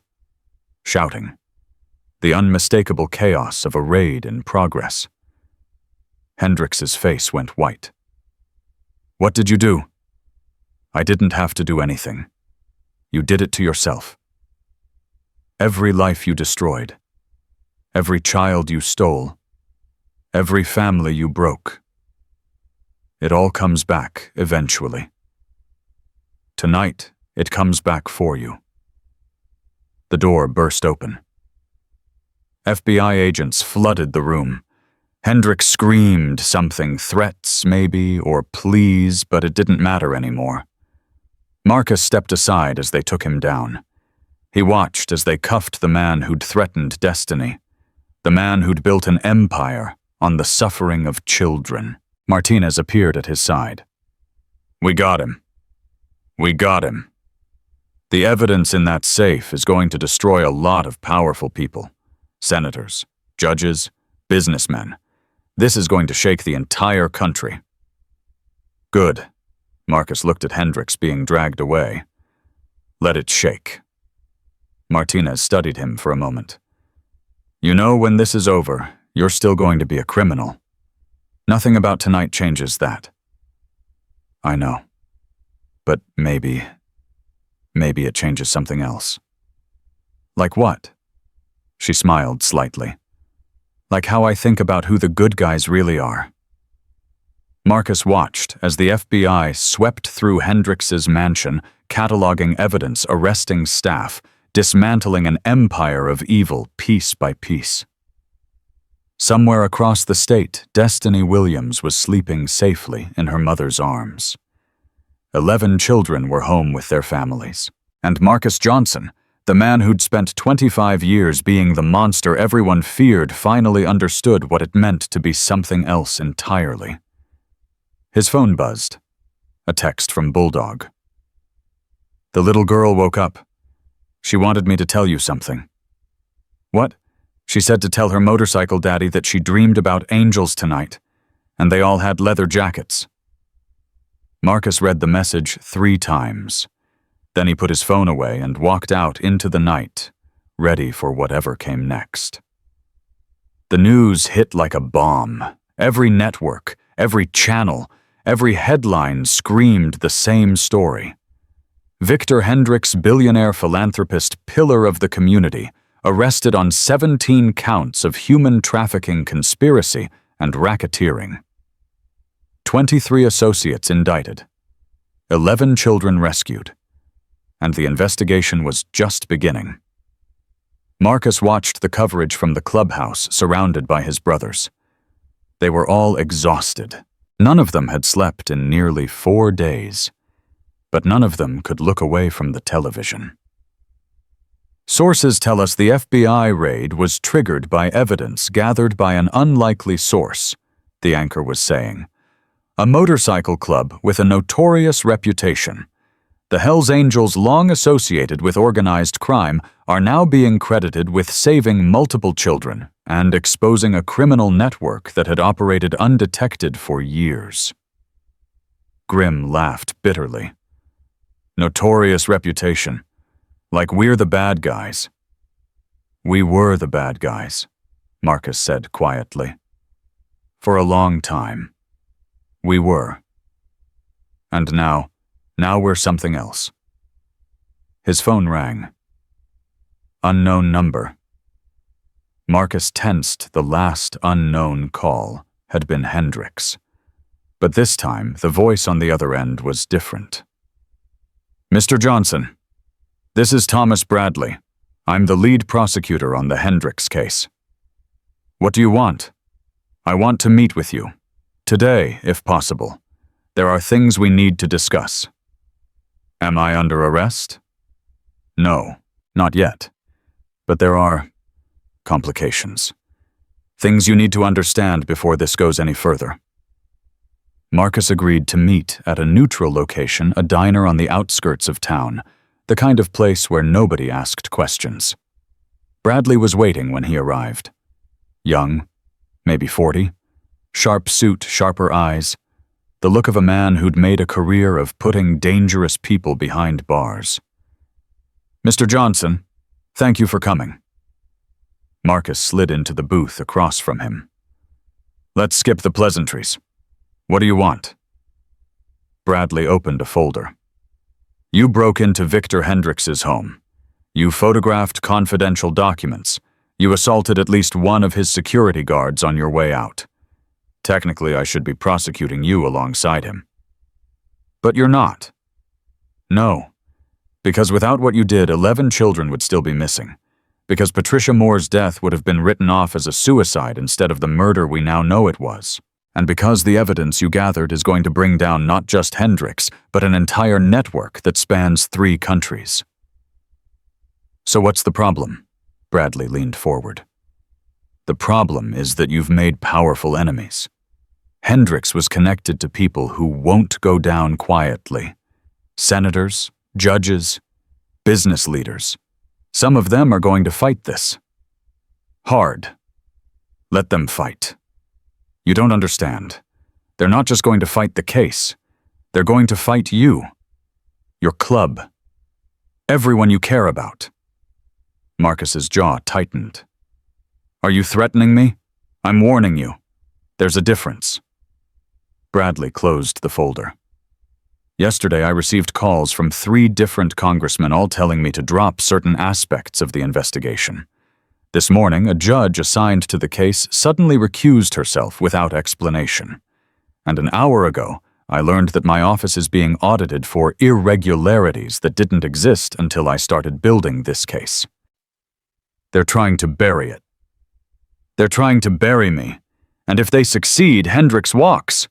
All of this, everything you did, everything those children went through, it all becomes nothing. Marcus felt a familiar anger building in his chest. What do you need from me? I need you to testify, on the record, under oath, about everything you saw, everything you did, everything you know. That would mean admitting to multiple felonies. Yes, it would. And I can't promise you immunity. The best I can offer is that your testimony will be taken into account at sentencing. So you want me to put myself in prison to make sure Hendricks goes to prison? I want you to do the right thing. I think that matters to you now, more than it used to. Marcus was silent for a long moment. He thought about Destiny, about her small hand in his, about her voice saying, "You're my angel." What would she think if he ran? If he hid? If he let fear stop him from finishing what he'd started? When do you need my answer? The grand jury convenes in 72 hours. I need to know by tomorrow. Marcus stood. You'll have your answer. He rode back to the clubhouse with Bradley's words echoing in his head. Testify. Go on record. Expose everything. Risk everything. 25 years ago, Marcus had chosen this life specifically because it meant never answering to anyone, never explaining himself, never facing judgment from a society he'd rejected. Now that same society was asking him to stand up and be counted. The irony was almost funny. Grimm was waiting for him when he arrived. One look at Marcus's face told him everything. How bad? They want me to testify. On the record, which means admitting to breaking and entering assault and about a dozen other charges. You could walk, disappear. We've done it before. And let Hendricks's friends bury the case. Let all those people go free. That's not our fight, brother. We saved the kids. We did our part. Let the system handle the rest. The system is broken. That's the whole problem. And you think one man's testimony is going to fix it? I think if I don't try, I can't live with myself. Grimm studied him for a long time. This isn't about Hendricks anymore, is it? It's not about the case. It's about her. That little girl. Marcus didn't answer. He didn't need to. She changed you, Grimm said softly. In 4 days, she changed what 25 years couldn't. Maybe I was ready to change. Maybe I just needed a reason. And now you're going to throw your life away for that reason. I'm going to do what needs to be done, whatever that costs. His phone buzzed, a text from Brenda Williams. Can you come over? Destiny wants to see you. She says it's important. Marcus looked at Grimm. I have to go. I know. Brenda was waiting on the porch when Marcus pulled up. She looked tired, the kind of bone-deep exhaustion that comes from days of fear and sleepless nights. But she smiled when she saw him. She's been asking for you all day. Wouldn't eat breakfast until I promised I'd call you. Is she okay? She's processing. That's what the therapist said. She's processing what happened. But she specifically asked to talk to you, said she had something important to tell you. Marcus followed Brenda inside. Destiny was sitting on the couch, clutching a piece of paper. When she saw Marcus, her whole face lit up. Marcus, you came. Of course I came, sweetheart. You asked for me. She jumped up and ran to him, wrapping her arms around his legs. Marcus knelt down so he was at her level. Your mama said you wanted to tell me something important. Yes. Destiny held up the piece of paper. It was a drawing. Crayon. Messy. Beautiful. It showed a little girl with brown skin and pink barrettes holding hands with a big man covered in colorful scribbles that Marcus realized were supposed to be tattoos. Above them, written in a child's shaky handwriting, were the words, "My angel." Marcus's throat tightened. "Did you draw this? For you. Because you saved me. And because I want you to know something." "What's that?" Destiny's eyes were serious. More serious than any 6-year-old's eyes should ever be. "The bad man told me nobody was coming. He said nobody cared about me. He said I was alone. But he was wrong. You came. You cared. I wasn't alone." "No, sweetheart, you weren't alone. I want to be brave like you when I grow up. I want to help people. I want to make the bad people go away." Marcus felt tears threatening. He fought them back. "You're already brave, Destiny. Braver than you know. What you did running away, finding help, that took more courage than most grown-ups have in their whole lives. But I was scared." Being brave doesn't mean you're not scared. Being brave means you do the right thing even when you are scared. That's what you did. Destiny reached out and touched his face. That same gesture. Her small hand against his rough cheek. "Are you scared, Marcus?" The question caught him off guard. "Why do you ask?" "Because Mama said there are people trying to hurt you. She said you might have to go to court. She said you might get in trouble for saving me." Marcus looked at Brenda, who shrugged helplessly. "Kids heard everything, even when you tried to protect them." "Yeah, sweetheart, I'm scared. But you're going to do it anyway. I'm going to do what's right, even if it's hard, even if it's scary. Because that's what brave people do." Destiny nodded solemnly. "That's what I thought." She hugged him again, tighter this time. "I'll be brave too. For you." Marcus held her.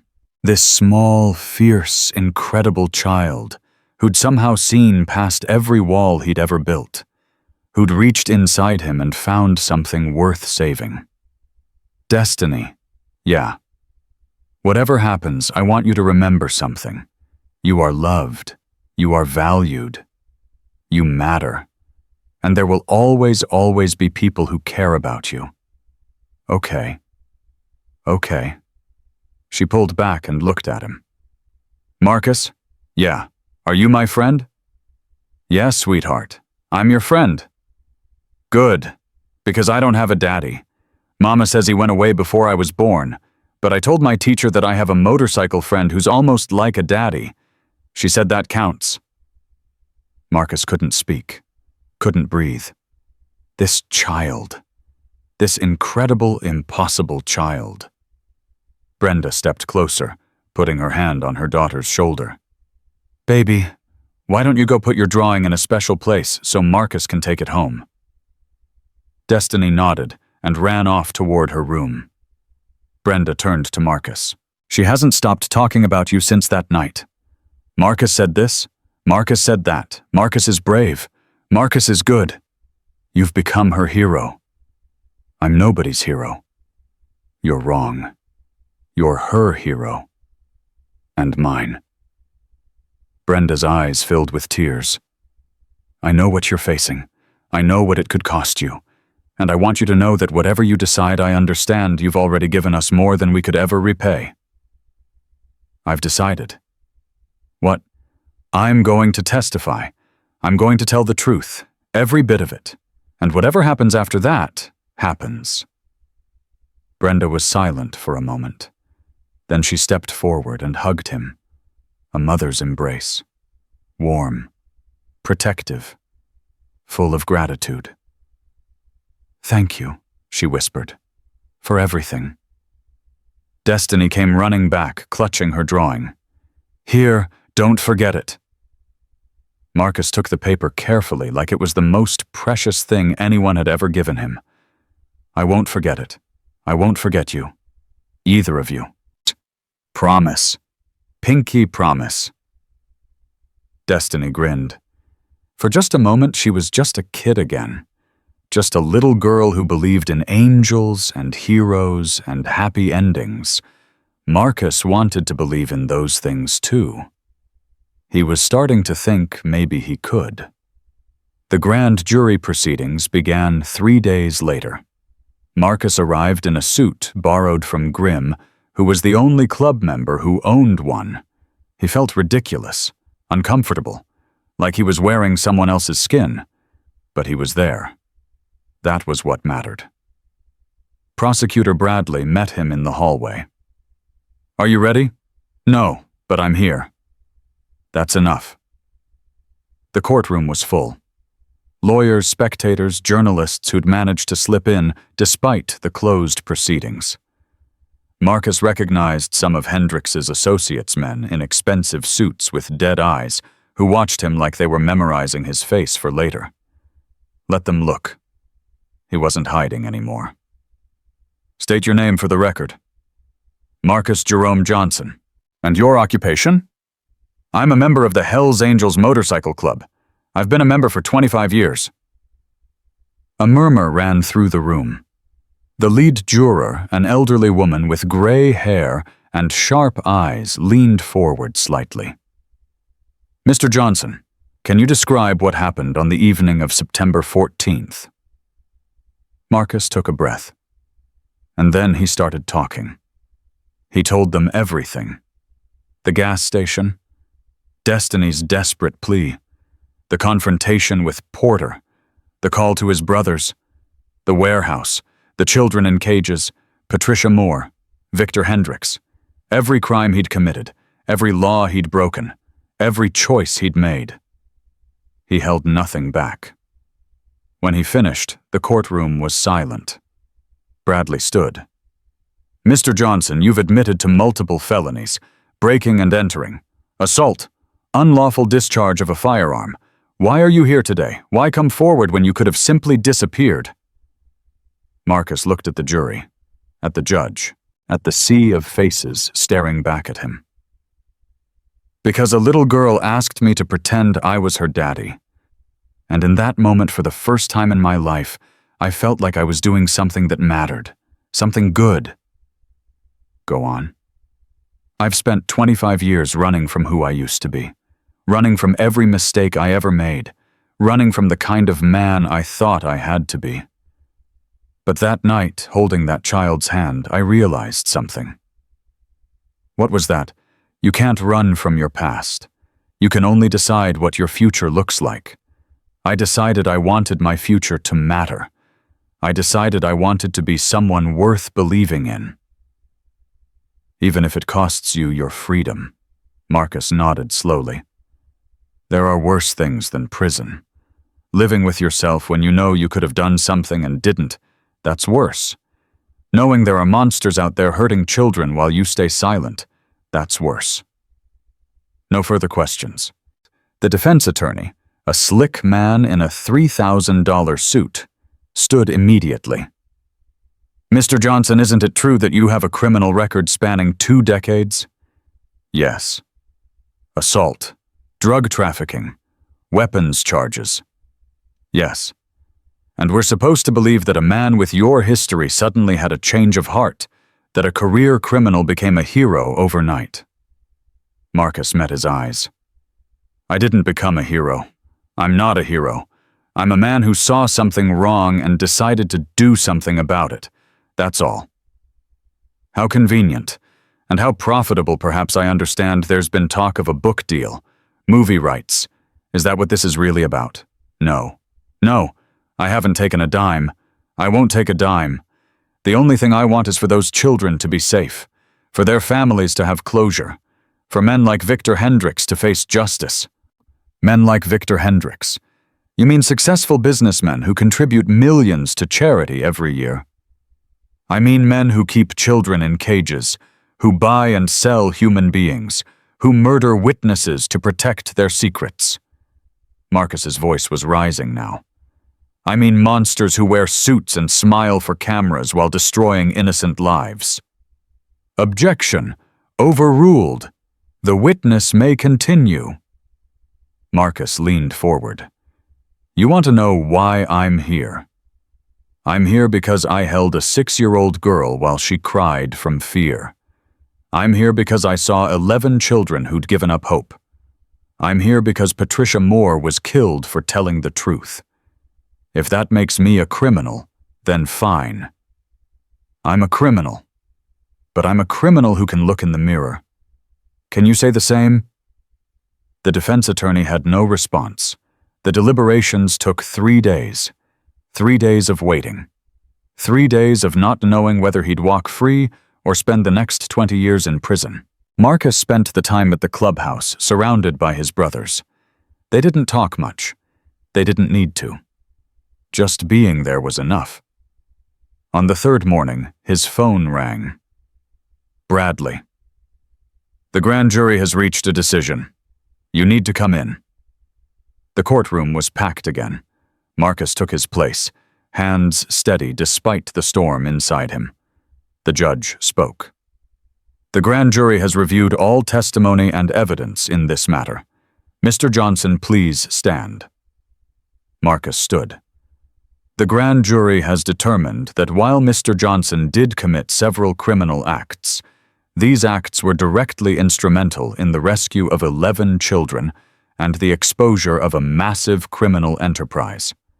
Furthermore, Mr. Johnson's voluntary testimony has significantly advanced the prosecution's case." A pause. The longest pause of Marcus's life. "Therefore, the grand jury recommends that all charges against Marcus Johnson be dropped, with the understanding that he will continue to cooperate with ongoing investigations." The room erupted. Shouts, applause, chaos. Marcus couldn't hear any of it. He was standing there frozen, trying to process what had just happened. Free. He was free. Bradley shook his hand. "You did it. Your testimony locked in the case against Hendricks. He's not getting out. Not ever." "What about the others? The senators, the judges, 27 additional indictments are being announced today. This is the biggest corruption case in state history, and it started with you." Marcus nodded slowly. "It started with a little girl in a gas station parking lot." "Then let's make sure her courage meant something." That evening, Marcus rode to Brenda Williams's house one more time. Destiny was waiting on the porch, jumping up and down with excitement. "Mama said you're not in trouble. She said the good guys won." Marcus scooped her up, something he never would have done a week ago. "Yeah, sweetheart, the good guys won." "Are you going to keep saving people like a superhero?" Marcus thought about the question. Really thought about it. "I don't know about superhero, but yeah, I think I'm going to keep helping people. If they need it." "Good." Destiny nodded firmly. "Because that's what angels do." Marcus set her down gently. Brenda was standing in the doorway, tears streaming down her face. "I heard the news. I couldn't believe it." "Neither could I." "What happens now?" Marcus looked at Destiny, at her bright eyes and her brave smile. At the future she represented a future worth fighting for. "Now we keep going. We keep helping. We keep being better than we were yesterday." "Will you visit us? Destiny asks about you every day." "Yeah, I'll visit. As often as I can." "Promise." Marcus smiled. A real smile. Maybe the first real smile in 25 years. "Pinky promise." Destiny whooped with joy and ran inside to tell her stuffed animals the news. Marcus looked at Brenda. "Thank you. For trusting me. For letting me be part of this. Thank you. For being the kind of man my daughter could believe in. For showing her that the world isn't as scary as it seems. It's still pretty scary. But there are good people in it. That's what matters." Marcus got back on his bike. The engine roared to life. That familiar sound, once a symbol of fear and rebellion, now meant something different. It meant hope. It meant purpose. It meant home. As he pulled away, he heard Destiny's voice calling after him. "Bye, Marcus. See you soon." He lifted one hand in a wave, and he made a promise to himself, a promise he intended to keep. He would see her soon. He would be there for her. for Brenda, for Isaiah, for every child who needed someone to believe in. Because that's what angels did, even the ones in leather jackets. 6 months had passed since the day Marcus Johnson's life changed forever. 6 months since a terrified little girl grabbed his hand at a gas station. 6 months since he discovered that redemption wasn't a destination, it was a choice you made every single day. The phone calls started coming almost immediately after the trial. Parents. Desperate, terrified parents whose children had vanished into thin air. Police couldn't help. Private investigators came up empty. But somehow word had spread. There was a motorcycle club. A man named Reaper. And he found children that no one else could find. Marcus didn't advertise, didn't seek attention. But the calls kept coming anyway. Mr. Johnson, my daughter's been missing for 3 weeks. The police say there's no evidence. Mr. Johnson, my grandson was taken from a playground. We think it might be his father, but we can't prove. Mr. Johnson, please, you're our last hope. He took every call, followed every lead. And one by one, child by child, family by family, he built something he never expected. A network. The Hells Angels had chapters everywhere, eyes on every street corner, connections in places the police couldn't reach. What had once been used for darker purposes was now transformed into something else entirely. A rescue operation. A last resort. A beacon of hope for families who had none left. Grimm called it Reaper's Redemption as a joke at first. But the name stuck. And within 6 months they'd found 17 children. 17 families reunited, 17 miracles that the system had given up on. But it wasn't enough for Marcus. It would never be enough. Not as long as there was still one child out there, still one family suffering, still one monster operating in the shadows. The call came on a Tuesday morning, a woman's voice shaking with grief. Mr. Johnson, my name is Eleanor Hayes. My granddaughter Amelia was taken 4 months ago. She's 8 years old. The police have closed the case. They say there's nothing more they can do. Tell me everything, Mrs. Hayes. She was walking home from school. 2 blocks. Just 2 blocks. A man in a van. Her voice broke. They found her backpack in an alley. Nothing else. No witnesses. No evidence. She just vanished. Marcus felt the familiar fire igniting in his chest. Where are you located? On Detroit. But Mr. Johnson, I should warn you, the man we think took her, he's connected. Political connections. The kind of man nobody wants to investigate. What's his name? A long pause. Raymond Cross. He's a city councilman. There have been rumors about him for years, but nothing ever sticks. He's too powerful. Power doesn't matter to me, Mrs. Hayes. Finding Amelia does. You'll help us. I'm already on my way. Detroit was a 12-hour ride. Marcus made it in 10. Ghost had done his research during the journey, feeding information through Marcus's Bluetooth. Raymond Cross. 54 years old. City councilman for 15 years. Divorced twice. No children of his own. But plenty of complaints, sealed complaints involving inappropriate behavior with minors. Every single complaint was withdrawn or dismissed. Ghost reported. Witnesses recanted. Evidence disappeared. This guy's got protection at every level. Nobody's protected from us. Reaper, this is different than Hendricks. Cross is local. He knows the terrain. He's got eyes everywhere. Then we'll be invisible. Eleanor Hayes was waiting at the address she'd given. 72 years old. Frail. The kind of woman who'd probably never broken a rule in her life. But her eyes burned with the same fire Marcus felt in his chest.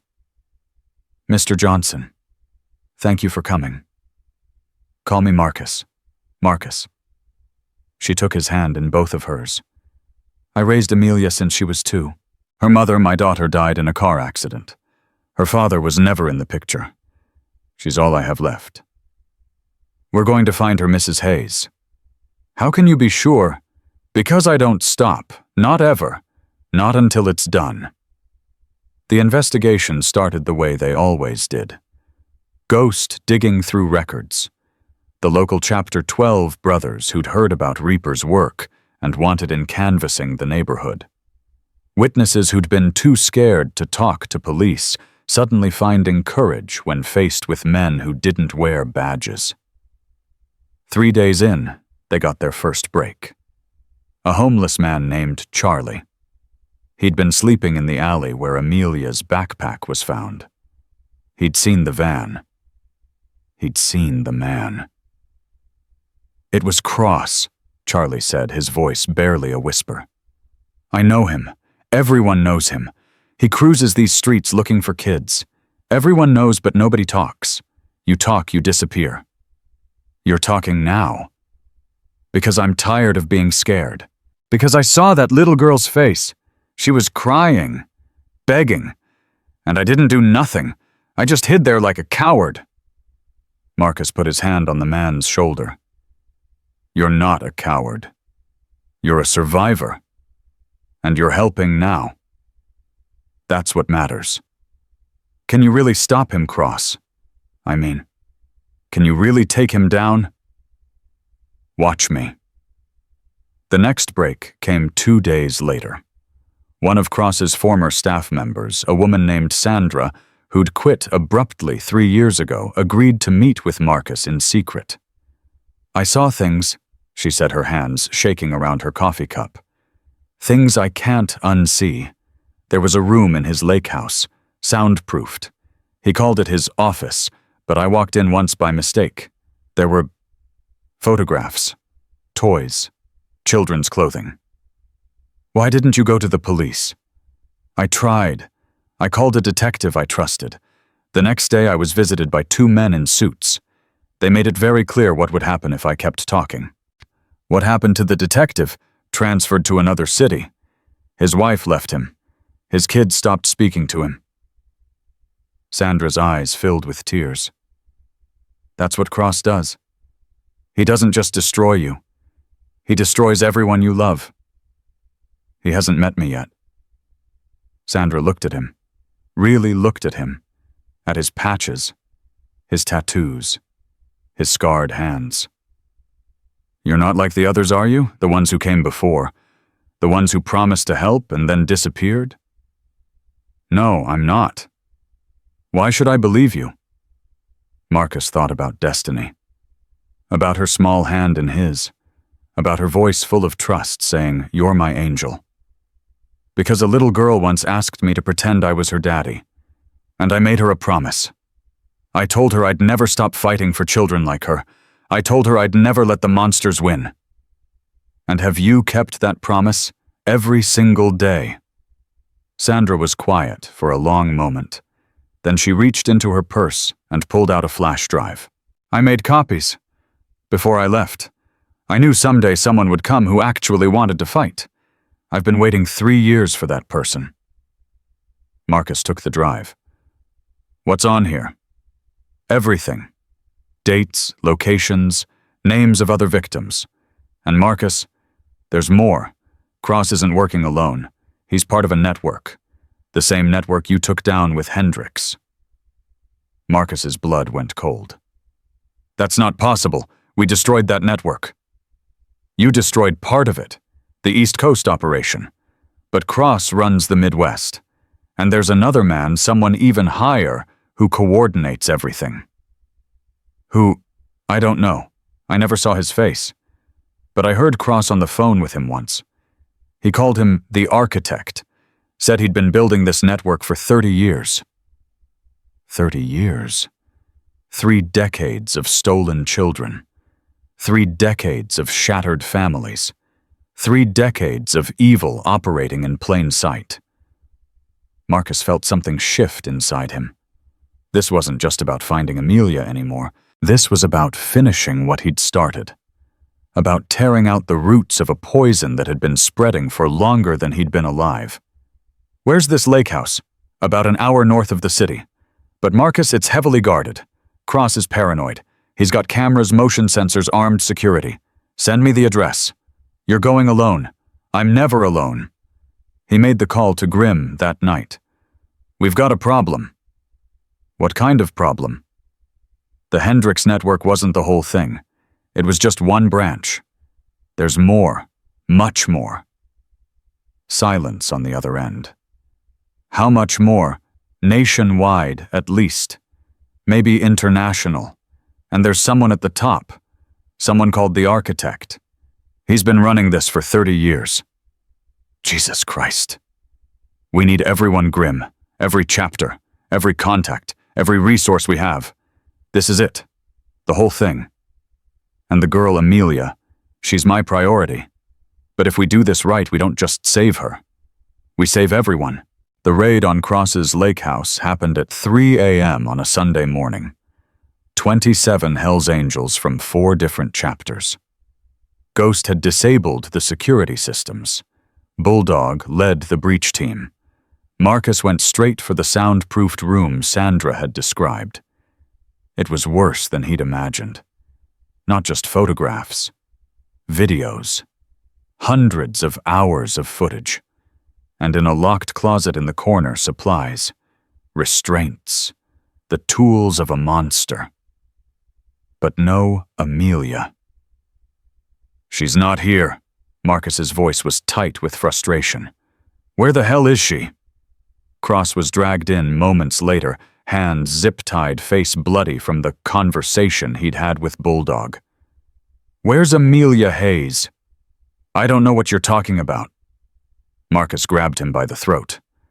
"I'm going to ask you one more time. After that, I stop asking."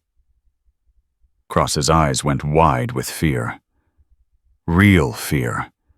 The fear of a man who'd always been the predator and suddenly found himself as prey. "The processing center. In Toledo. She was moved there 2 days ago. They're preparing her for transport. Transport where? Overseas, Eastern Europe. That's all I know. I swear that's all I know." "Who's the architect?" Cross's face went pale. "I can't. If I tell you I'm dead. If you don't tell me you're dead right now." A long, terrible pause. "His name is Arthur Blackwood. He's a federal judge. He's been running this network since before I was even involved. He's untouchable. He's next."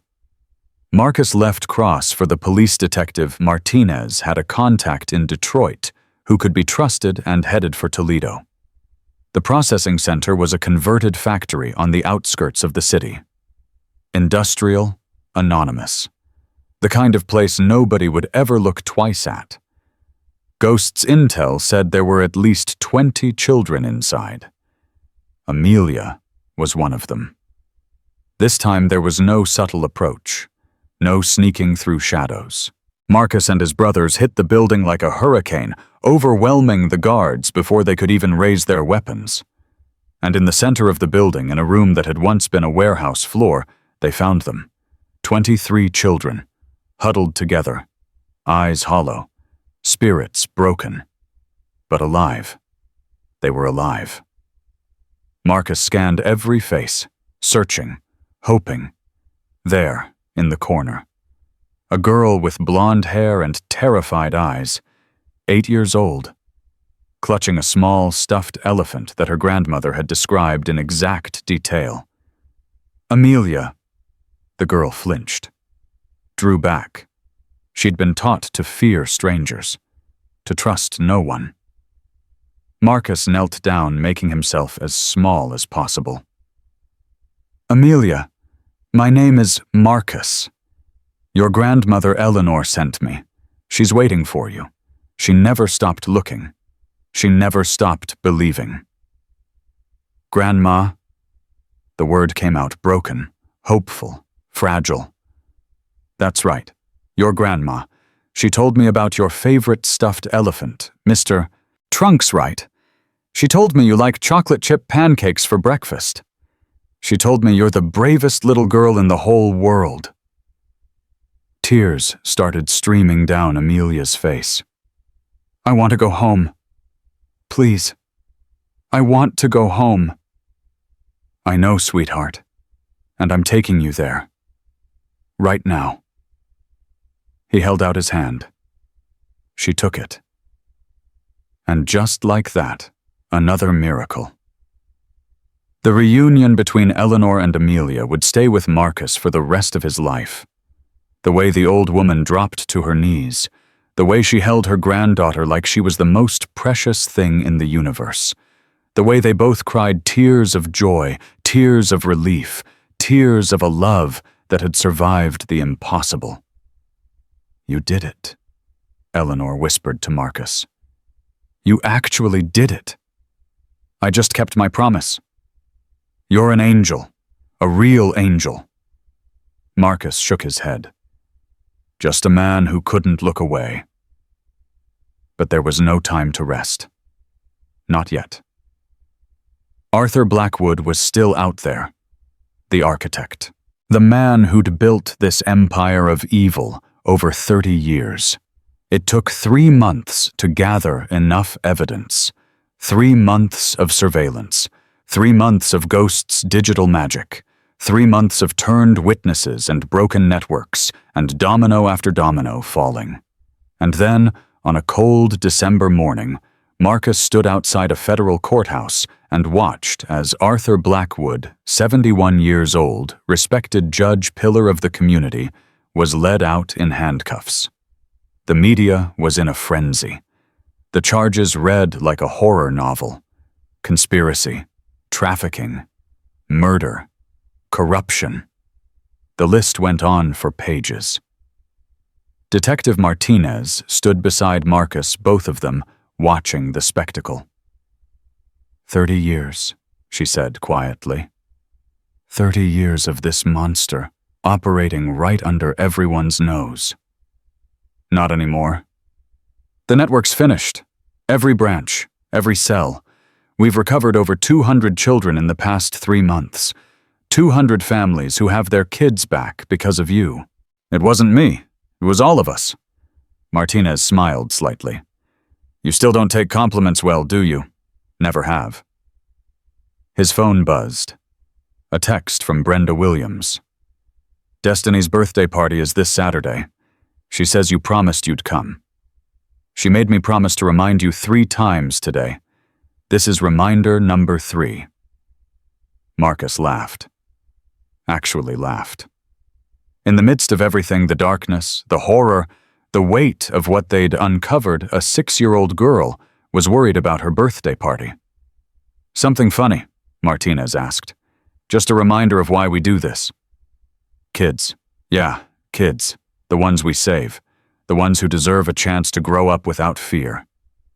That Saturday, Marcus showed up at Destiny's birthday party with 11 other Hell's Angels. They brought a cake shaped like a motorcycle. They brought presents wrapped in newspaper because none of them knew how to wrap gifts properly. They brought their loud voices and their leather vests and their scary faces. And Destiny loved every second of it. Marcus! She ran to him the moment he walked through the door. You came. You actually came. I promised, didn't I? Pinky promise. Pinky promise. She grabbed his hand and dragged him to the backyard, where a dozen other kids were already playing. Some of them Marcus recognized. Isaiah Thompson was there, and Amelia Hayes had made the trip with her grandmother. Children who'd been saved. Children who were healing. Children who were finally getting the chance to be children again. I want you to meet my friends, Destiny announced. This is Marcus. He's my motorcycle angel. He saved me from the bad man. The other kids looked at Marcus with wide eyes. At his tattoos, his patches, his scarred hands. Then Isaiah stepped forward. He saved me too. Him and his friends. They found me when nobody else could. Amelia nodded solemnly. Me too. He came all the way to Detroit for me. One by one, the children chimed in. Stories of rescue. Stories of fear turned to hope. Stories of a man who looked like a monster but acted like a hero. Marcus didn't know what to say.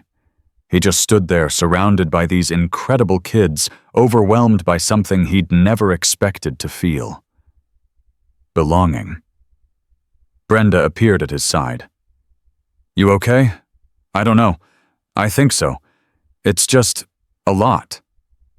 Good a lot or bad a lot?